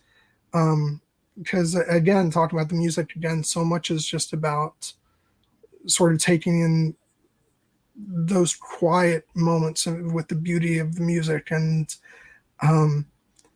it sort of builds slowly, and which is a tough, it's a tough thing to do with a short film, like to feel like it's taking its time to build up and it's not rushed. And it really is kind of, I think it's definitely the most soulful of all the films, in my opinion. Okay. I get what you're saying, and I agree with you actually completely about the way they paced it. Like they were not in a hurry to get anywhere, and it's actually a little bit longer than most of the other episodes, just so they can have those sweeping shots with that really beautiful music over top of it. The way like Lord of the Rings, you heard of it, John? There's I'm sorry, what was that? So some of that film is just, wide angle helicopter shots with Howard Shore's score over top of it. But it gives that sense of wonder, and that's you taking in the landscape. It's beautiful, and the music is so compelling. And this episode did a really great job of sort of replicating that feel for me. Yeah. No, so one of the things that, because I've seen this episode actually more than any of the others. I've seen them all twice. This one I've watched 3 times. Because nerd. Well, yes, but guilty. But the first watch, I actually, like John, I was kind of struggling to pick up on the story, and I actually thought it was going in a different direction than it ultimately did. But once I kind of started to appreciate what they was actually saying, that's when it really started to hit home for me. Because at first I was just in awe of the beauty of the imagery, which is probably the most reminiscent of classic Miyazaki films like Spirited Away and Princess Mononoke, and the music by Kevin Penkin, which I'm sure we'll gush over. But which, by the way, there is no soundtrack for the series yet, but somebody on YouTube has basically done a very close approximation of it. It sounds very close to it. I want to post it in the chat for anybody who wants to check it out, because the music is just gorgeous. Okay, sorry. Go ahead, sir. Yeah, but because I completely agree. Like I would buy the music of this episode specifically, no matter what it cost. But the idea that we have essentially a couple of main characters that we're introduced to: a Jedi Padawan who is again traumatized by the events of Order 66, and a kind of wiser mentor figure who doesn't seem to be a Jedi, and in fact doesn't have much respect for the Jedi code and the Jedi tradition, who has summoned her essentially to this planet because he believes this is something she needs to see in order to heal. And we see this young couple, this young bride and groom, who are part of a culture that's deeply connected to their planet, and they want to, as part of their union, want to access the memories of the planet and join with it, essentially, before they make this great sacrifice for the people. And the entire first half of the movie is really just essentially them opening themselves to this, to nature, to what came before, to the possibilities of what might come in the future. And it's kind of cliche to say this, but it is very much a poem in visual form.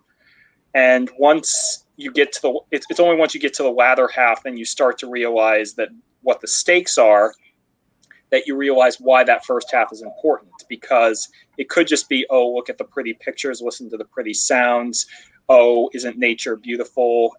But especially once you understand what they talk about in the behind the scenes commentary about the nature of Japanese culture and how they view the mountains as these godlike entities, that you start to see how it does ultimately connect to the Jedi philosophy that we're familiar with, of being in balance with the Force, being, aware of what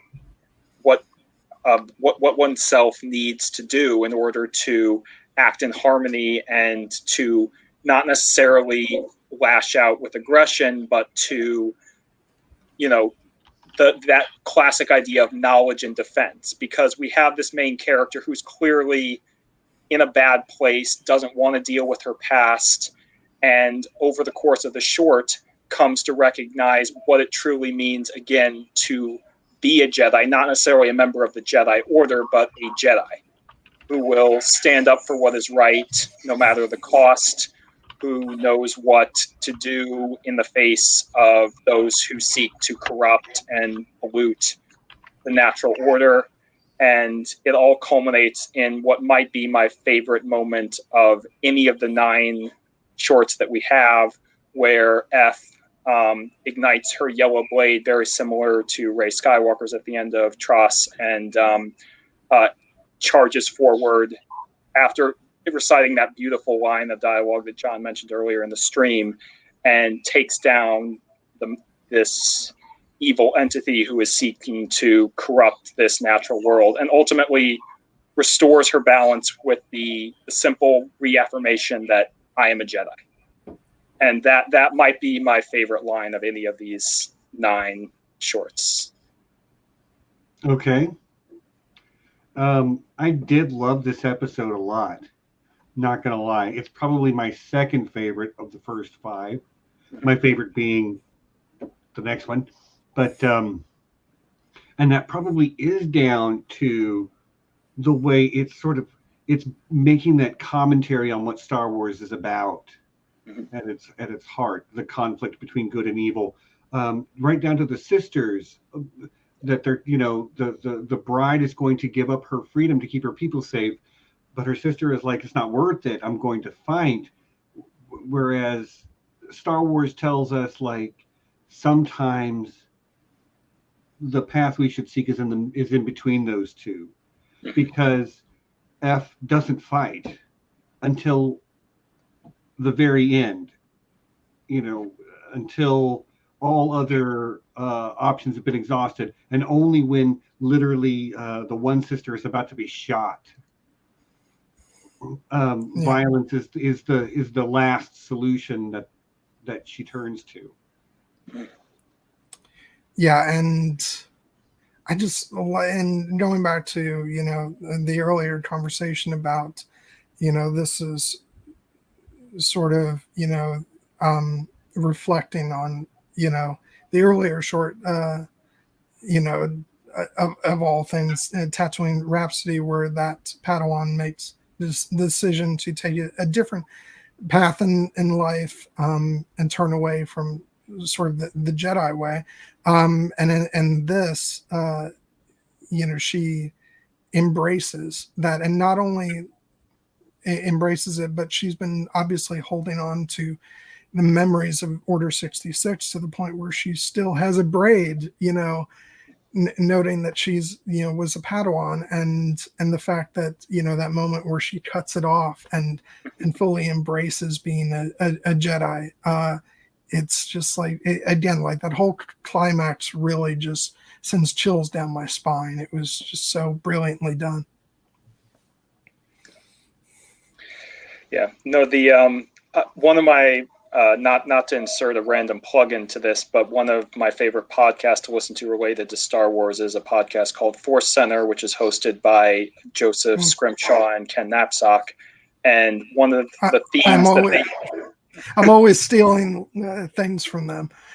Yeah, so am I, to be honest, because they are very much after my own heart. They are Star Wars fans who appreciate and engage with the story as told, and always try to find what connects to them personally, and usually come out on the positive side of it.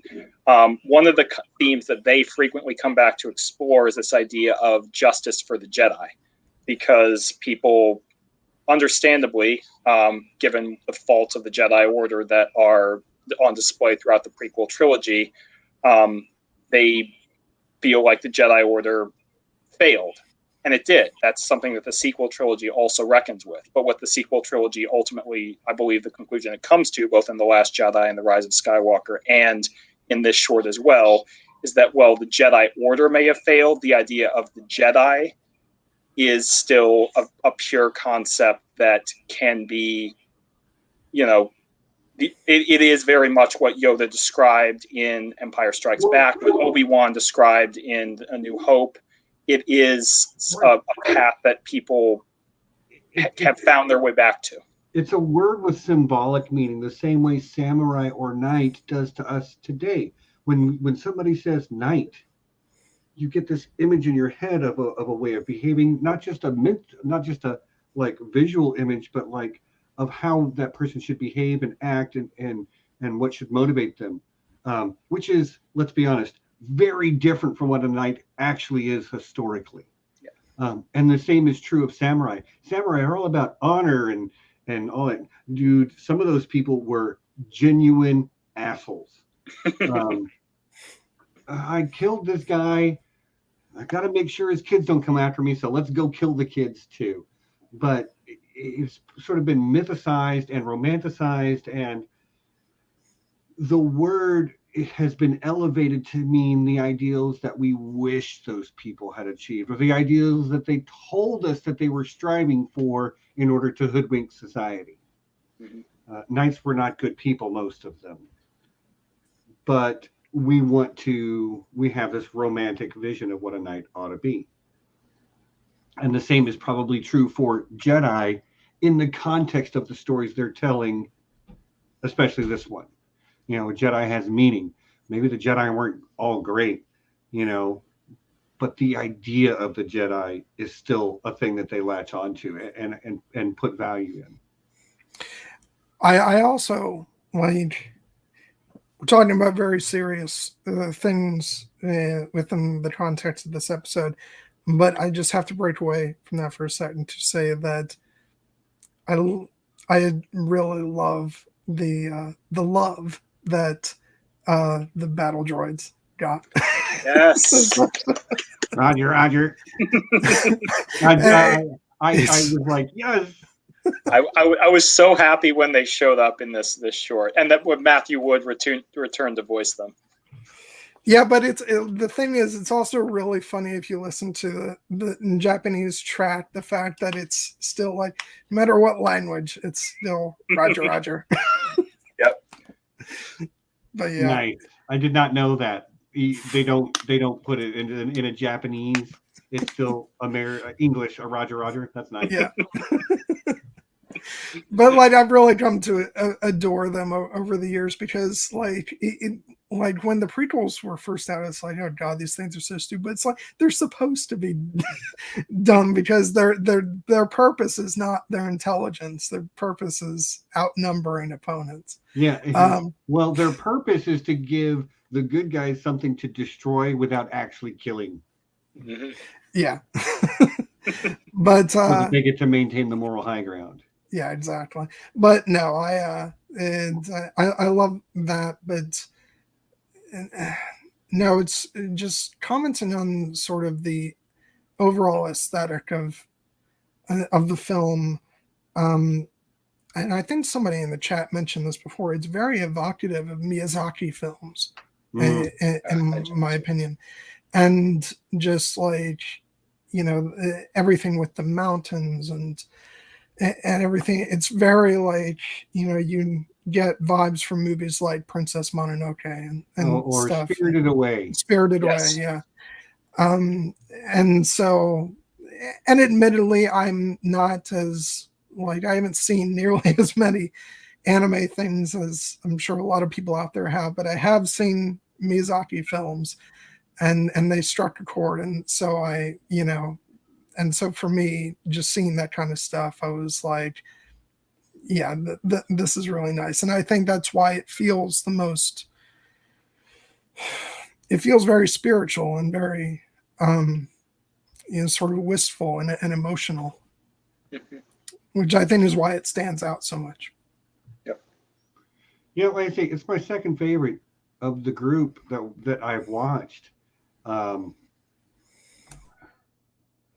Just a great character design too, like the explorer scientist guy. Yeah, I don't know what it was about his character design, but I'm like, could I make a cosplay of that? I totally could make a cosplay of that. Yeah. Yeah, no, just it's a very simple design. It just, he has the helmet with the rectangular curved helmet with the visor, and then he's got the simple like windmill like instrument. And from the moment you see him on screen, you're like, yeah, that's Star Wars. That's right. That fits right in with the galaxy. You could totally see that as live action. And that character, Valko, his name is, I believe, he's just awesome throughout the entire short. Both in the way he's constantly challenging F, the Jedi Padawan, and just his kind of wisdom that's both sage but also a little wry in kind of a familiar Obi-Wan Yoda way, where he's needling the main character, but you know he has affection for her. And it's, you know, ultimately, and you know, he's a badass too. That final shot where he, you know, tosses his helmet and destroys the battle droids, and they're like, "Oh!" and then the ship blows up. Like that. That's just awesome. So, bear in mind, he's been walking around this whole time with an explosive rocket on his head. Yeah.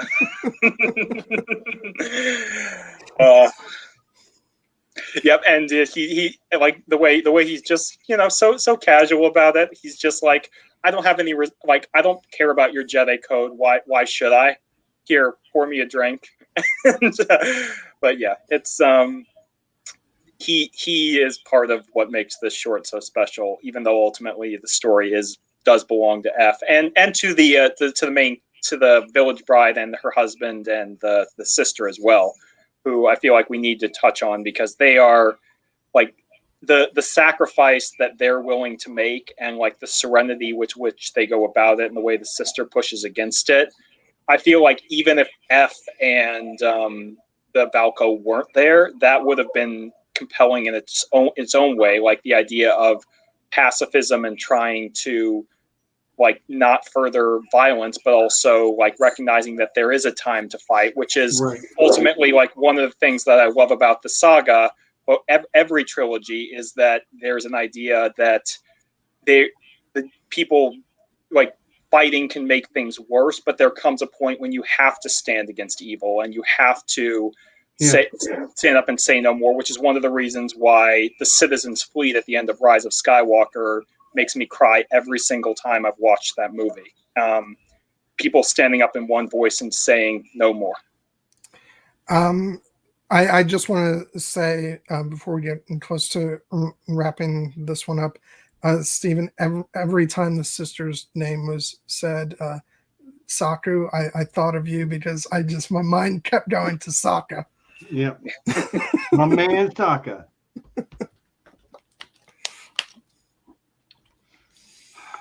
I don't have much else to say about The Village Bride. It's beautiful. It had a really fun well, I say fun. It had its fun moments for sure, but it was just such a thoughtful story that they were telling. Yeah. And I really appreciate that they let it breathe and just sort of, who was it? Which one of you said it was like poem in visual form? I said that, yeah. Yeah, as a very astute observation. Like, it feels maybe the most artistic to me of the ones I've seen so far. Yeah. Yeah. I think that'll probably hold, you know, even with the rest of them, because having watched them all, I definitely feel that way about it. Yeah. Shall we move on to the Ninth Jedi? Hell yeah.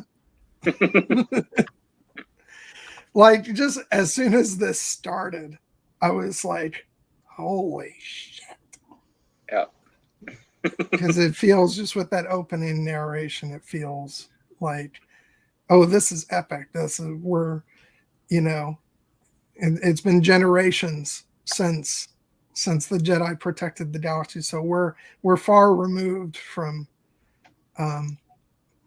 what we know. You know, even though, you know, the whole thing about the series is that it's not is sort of interested in canon at all, but just in terms of a setting, it feels like this is such uncharted territory. Mm-hmm.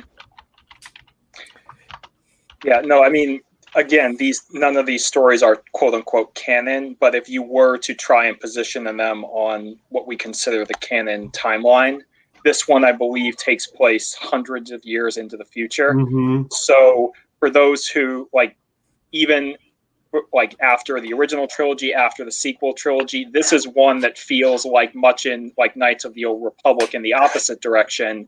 It could theoretically slot into the timeline with absolutely no disruption whatsoever. It's just, which it gave me and that was the thing, even though it's in the complete opposite direction, it very much gave me old High Republic vibes in terms of how far removed it is, and so it tastes like Star Wars.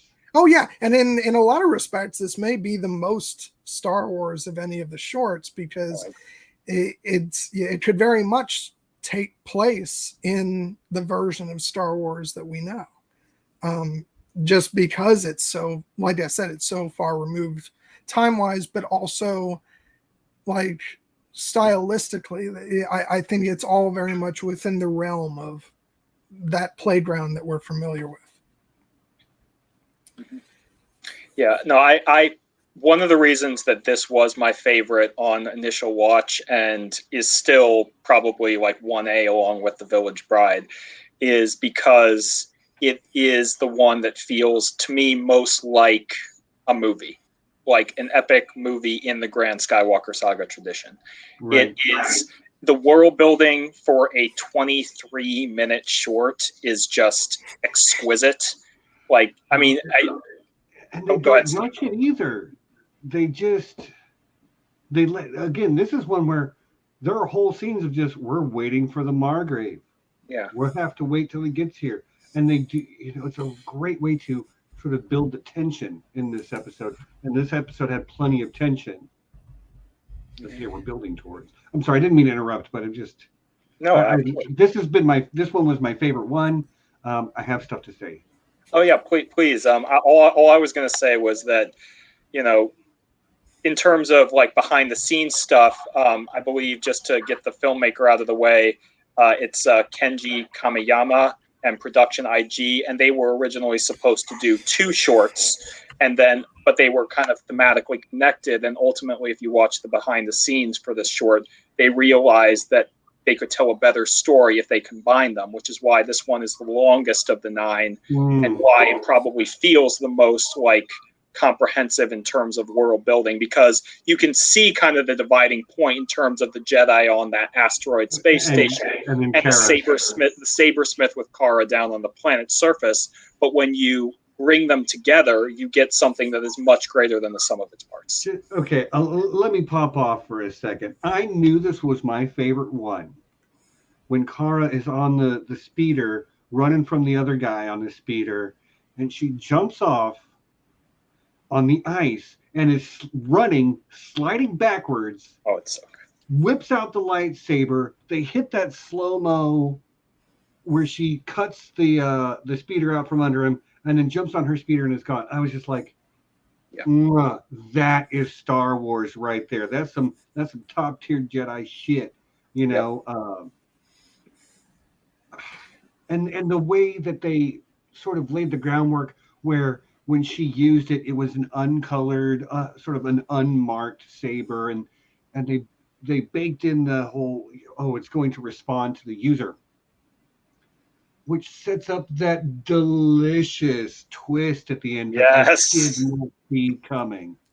But I also want to say, even though this film has a great twist, which I didn't see coming, but I will say that one thing that you could say is probably not a surprise is that, they set up this idea of, her lightsaber isn't, it doesn't have color, she's not right. You have to know at some point, that's going to, that's a gun that's going to go off, basically. Right, it's Chekhov's gun. Yeah, and so, but this is a thing that I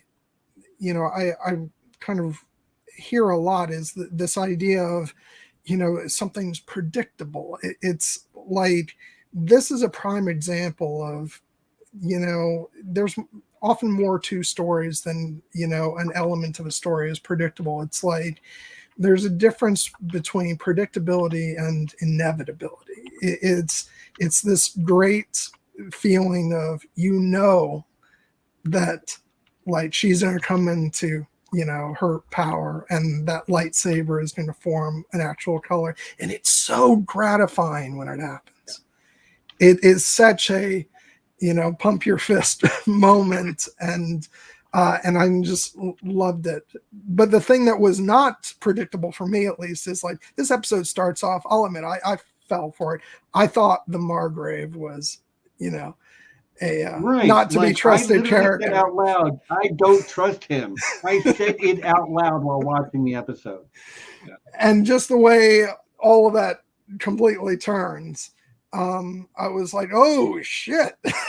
Yeah, because the character of Ethan comes across as like so hopeful and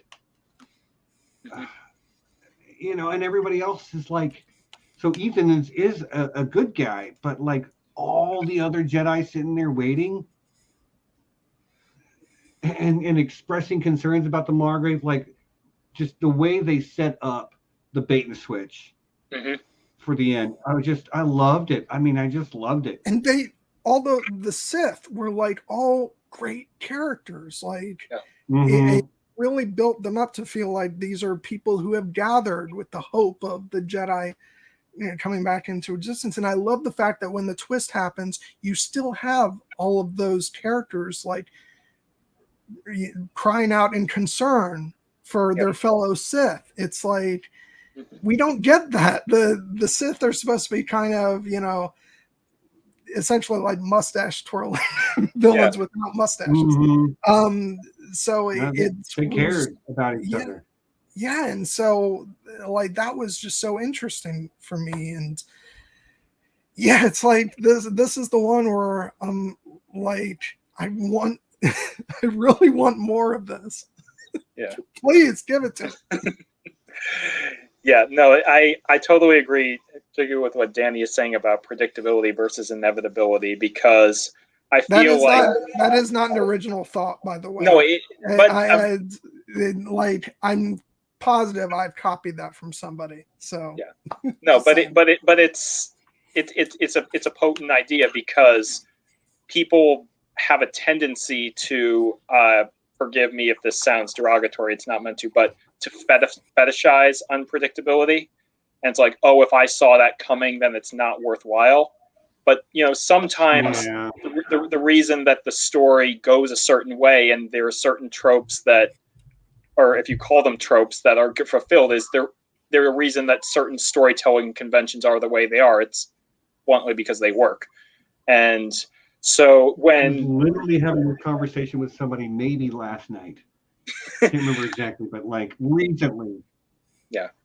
And it's just, sorry. and it's simply that the idea of like the twist plays upon the idea that like we expect these decent, good-looking people to be the good guys, the Jedi, and the fearsome-looking Margrave who has the fearsome mask that looks like Darth Vader. The red eyes, to be the villain. And so there's a simple inversion that goes on there.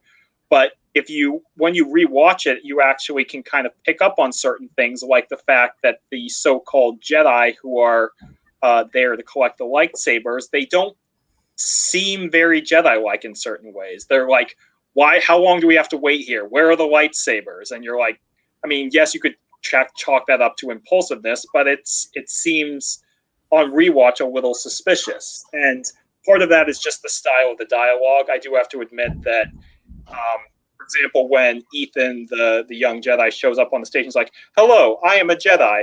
Are you all masterless Jedi too? I don't know if that was an issue with the English dub, but I found that to be a little like grating. But it's just the way that the story ultimately turns on this idea of what you anticipate the structure will be, because clearly Cara is set up to be the hero once she takes the lightsabers and goes up to the station, but you don't necessarily know what she's going to meet up there. And when she when the moment, as Stephen has pointed out, when the acolytes ignite their lightsabers and they're all red and they're surrounding her and Ethan, and you feel like, oh shit, how are they going to get out of this?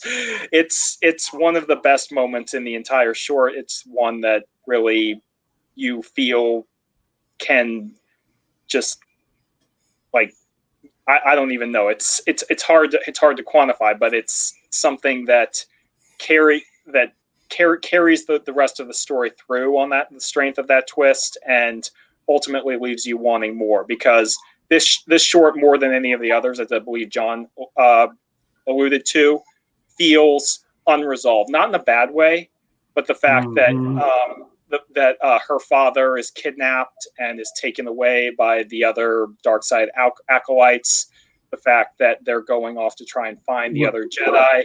Like, this is the one where you're like, okay, if they're going to do a sequel to any of these 9, this is the one I want a sequel to, because there is clearly more story here to go. Because this is like session 1 bringing a D&D adventuring party together. Like, John, I know you laugh because how could it not bring up D&D? It's this thing I keep doing, but that's what it felt like. Like, the crew came together, and to see what they do next to bring hope and the teachings of the Jedi back to the galaxy, like, I would love to watch that. It's so funny, just because this shows again, Stephen, how like you and I, our minds work the same way, but we come from 2 different perspectives. Because your mind goes immediately to, this is, a great setup for a D&D session, and I'm thinking this is a really great like pilot episode for a television series. Like, it's world building, and it's setting things up to not only whet the appetite of viewers but also network executives. And so like, but it's the same kind of thing I think we're feeling. And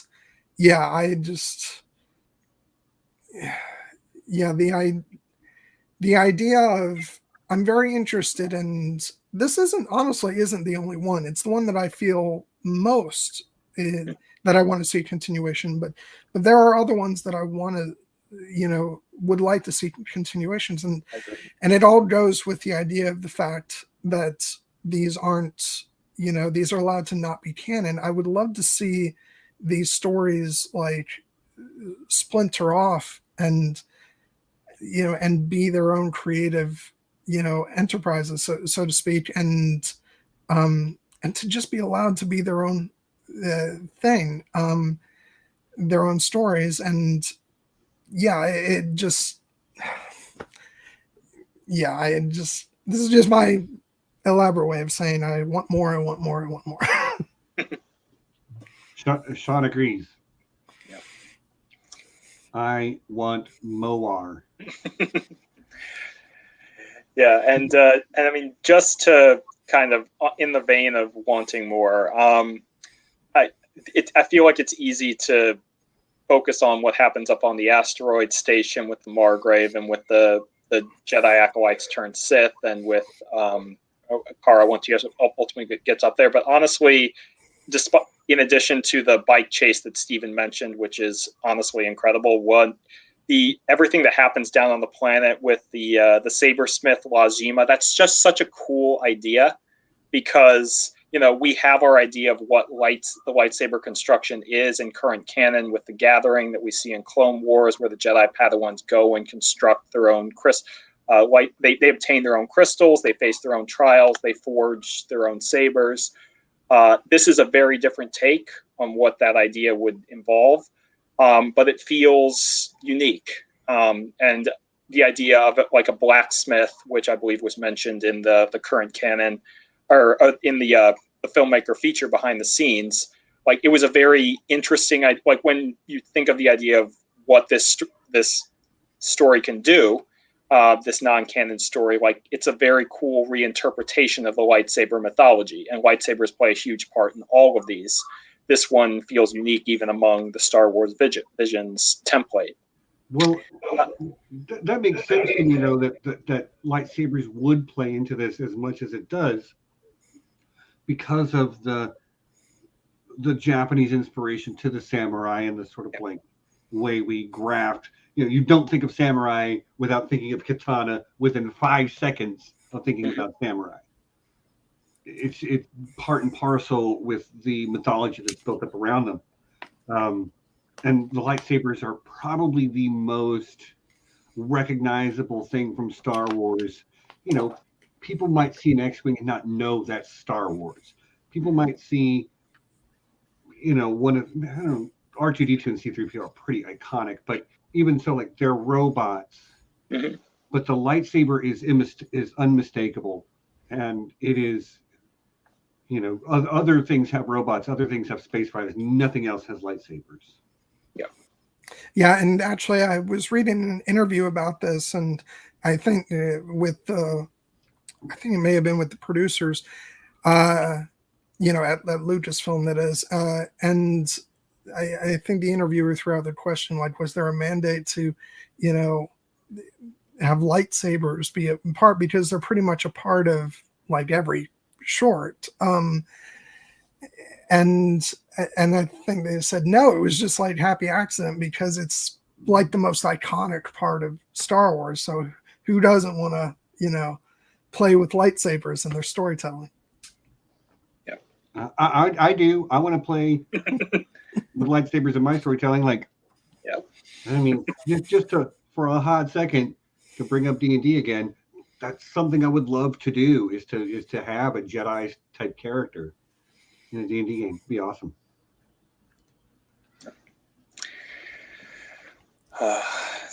So this particular short, as I said, it feels the most, the one that has the greatest potential for further storytelling in terms of like expansive storytelling. There are a few others, as John mentioned, where I can see like what the direct continuation of the story would entail, but this one feels the most open-ended. And even just on the basis of the characters that we encounter, like he's a very small part of the story, but I absolutely love the droid pilot, who she comes to take get up the store, and he's drinking some stuff, by the way. Yeah, he's smoking, he's drinking tea, and he's like, I'm on my break, get somebody else. And she's like, are you kidding me? There's nobody else. And like that was something that didn't need to be in the story, but it made it so much better that it was there, especially when he was offering fight commentary later. He's like, nice move. Yeah, it's great. Yeah, it's such great world building in this thing where you've got to find, even though it's the longest of the films, it's still a pretty finite amount of time to tell your story, but to make room for this droid, which is just there for some comic relief and to build out the world. It's beautiful. His slow walk, and she's like trying to push him along and stuff. And the little 4-9s, her little droid going, let's go. It's so funny. This really did have the humor, the crazy twist, really leaned into the lightsaber mythology. Love that end shot too when they leave. And you have the aerial temple with the beam of light coming out, being very reminiscent of a lightsaber. Like, God, I loved it, man. I loved this one so much. This is the one that worked for me on all levels. I have to say, like, I'm actually really shocked that this was not the final short of the whole anthology. Yeah. I'd be interested to know, like, if there was a reason behind why they chose a certain order that they did, because it was weird, because actually when I was searching for some stuff, it seemed like there was an older episode list that had things in slightly different order, and this was actually the final the final installment. So I wonder if they moved them around at some point, but it just, like, especially with the end, what you were saying about and it closes out with the lightsaber sound, which actually opens all of the shorts. So in a way, it almost feels like this should be kind of the closing chapter of the whole thing. But that's why I like that we were ending this first discussion with this one, because I just picked a number, slightly more than half. Yeah, that's what we'll talk about, and I think it really gave us a great taste of all the different flavors that they're going to draw from. I'm really looking forward to finishing out the series. Yeah, this is my favorite so far. I do want to say, like, this was done by Production IG, who did the original Ghost in the Shell movie. And actually, this is a conversation that Cassie and I have been having, because the director of this one, which, let's see if I can actually pull up. Written and directed by Kinji Kamiyama. Yeah, he's actually going to be directing the upcoming War of the Rohirrim anime for New Line Cinema and Warner Brothers. And Cassie and I have been talking about this because this actually Production IG won't be doing it, which I know she wishes they were, and I find no reason to to have a different opinion on that based on the stellar work of this episode. But the fact that the director of this is also doing War of the Rohirrim gives me a lot of hope, because this was amazing, and so I'm hoping for great things from that as well. But we'll see. But regardless, like the work done on this film, and of course all the others, is just great. And I know, like, everybody knows after our discussion last week about, like, my excitement surrounding, like, stories that aren't officially canon and the sort of freedom that allows. It just, like, my hopes were fulfilled watching this anthology, because it just felt like, you know, exactly what it was, where they gave these filmmakers the leeway to tell Star Wars stories that they wanted to tell, and they just did all kinds of crazy, amazing stuff with that. And yeah, it's a lot of fun, and I can't wait to discuss the rest of them. Yeah. Totally agree. Okay. We ran over. I wanted to make sure we had time to give the full due to each episode. We could not rush through the Ninth Jedi. Rush through this one. So, like, but we have run over. It is time for me to go to the bathroom soon. Biology continues to function even when I'm having a great conversation. Any final thoughts on this one, the Ninth Jedi? Just that it's epic, it's powerful, and it is fundamentally Star Wars, which I feel like that term gets weaponized at a certain point when people find something they don't like, or like, oh, it's not Star Wars, or if they find something they really like, they're like, this is Star Wars by implication, meaning that something else is not. But if you just strip all that cynical BS away and think about what Star Wars actually is, when you like are enjoying it in the comfort of your own heart, your own mind, and with people that you love and the people who appreciate it as well, you come back to the core of what this franchise actually is and what it can do. And this short in particular, I would argue all 9 to varying degrees, but this one in particular, this feels like Star Wars to me. And I don't say that as a comparison point to anything else. It's just like, this is now part of our storytelling oeuvre that we have, and I'm very happy that it exists. And whether or not we ever get any more in this vein, I will be happy that I can come back to this one whenever I choose. Yeah, couldn't agree more. I would love for there to be a season 2, so to speak, but I'm happy with just the stories that they've given us. I think I said pretty much, my piece on it all. This is sort of, this series overall exemplified, what I talk about when I say that, like, don't get bogged down in, the details of, like what fits in where. This is some great Star Wars storytelling, and it's just so like exciting to see some anime filmmakers just be able to let loose and unleash their imaginations on us. So, and the fact that Disney put so much, they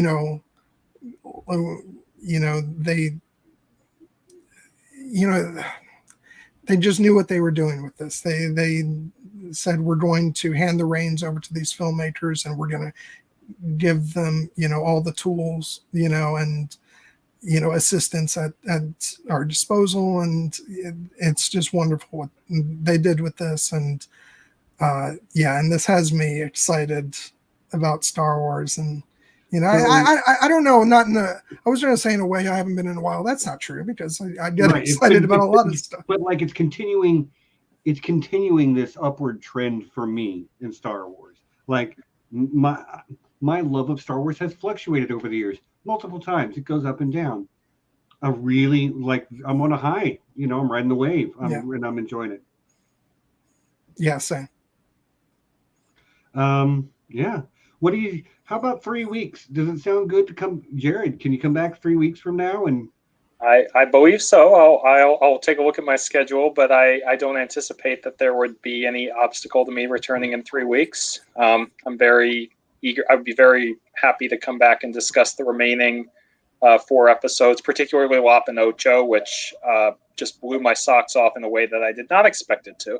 Yeah, a lot of people are citing that one. I'm looking forward to it. Yeah, no, especially because I do my best to strip expectations from engage with the story as presented to me before I come into anything. But I do admit I was like, bunny rabbit main character, and then I watched it and I was like, oh, this has so much more to do. See, I will say that's why I was excited for that right off the bat. I'm like, oh my god, bunny rabbit main character. Look, bunny rabbit main character ain't got nothing on guy in a Halloween store wolf mask from episode 4. Okay, yeah, there's a guy in the Mos Eisley Cantina that is just literally wearing something from Spirit Halloween. I hear you. Okay. Yeah. So yeah, I would love to come back to talk about the remaining episodes of Star Wars Visions. Honestly, anything related to Star Wars. John, you and I need to have our Bad Batch discussion at some point, whether it's on screen or off. I'm very grateful that I had the opportunity to come on tonight. And whenever the opportunity arises again, just give me a call. I'll be there. Yeah, I want to get back to the Bad Batch stuff. Unfortunately, when I did that with Christine and Brian, I had 2 or 3 viewers, and you were one of them. I know. It's I wasn't there because I hadn't seen it. I dropped in, said hi, left a like, but I didn't want to get spoiled. Yeah, I appreciate that. Yeah, no, we'll carry the candle. Yeah. So yeah, guys, this has been a blast, but I think I'm ready to wrap it up. So chatters, thanks for coming by. A whole bunch of y'all stuck with us through the whole thing. We love you guys. We do this. I'd have these conversations anyway, but we put them on YouTube just because I love the idea of engaging the community in this type of talk. It was a lot of fun. A lot of really great observations and ideas shared in the chat today. So thanks to the chatters. Jared, it was a pleasure to finally get some screen time with you. Share our ideas. John, you're great as always. Thanks for making me look good, guys. Appreciate it. John, October 16th, coming back with a Pirates of the Caribbean movie with Lord and Lady Triple. No, it'll be Lady Triple, because he's super into Star Wars. So if I do Star Wars stuff, I'm going to get him. Okay, so just Lady Triple. Yeah, she's going to be on for that. And I'm going to see if we can stay a little bit more on topic on this stream, because when we did Curse of the Black Pearl with Amy, man, did we go all over the place. Right. But and then the week after that, I'll be doing the Green Knight with Micah and Blue Lemon Tree. So be sure you tune in for that. I can't wait for both of these. It's going to be really fun. And then come back here next week where we'll be discussing Avatar: The Last Airbender Season 3, the finale. I am so psyched, Matthew. Yeah, I'm not in the habit of telling people don't watch, but you're going to get so spoiled on some really fantastic story points. Do yourself a favor and go watch that series. Jared, have you seen that Avatar: The Last Airbender? I have not, specifically because I know that it's so beloved that it's something that I want to take the time to actually watch when I can watch it all in one go. Mm-hmm. And so unfortunately my wife doesn't really allow me to set up that kind of binging right now, but being able to follow along with a stream like this actually serves as an incentive. So it's on Netflix, yeah. Yes. I'll try and give it a try, because it's, again, I have every expectation that I'll love it. It's just a show like this deserves to have my full attention. So yeah, okay.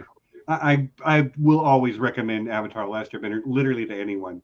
I've never met somebody who watched it and didn't like it. Here's the thing, Stephen. Like, as soon as I finish watching season 3, I can't guarantee this will happen before we talk next week, but I am absolutely, if the end blows me away as much as I'm expecting it probably will, I plan on like immediately going back to the beginning and just watching the whole series through, because now I can really see, like, not that I didn't realize this at the time, but even more so now, like even some of those early parts of the show, which seemed a bit more sort of standalone-ish filler. They're not. To me. Then once you start taking in the larger story, you realize that no, it all really works together. And so yeah. I want to go back and see all that with the knowledge that I will have.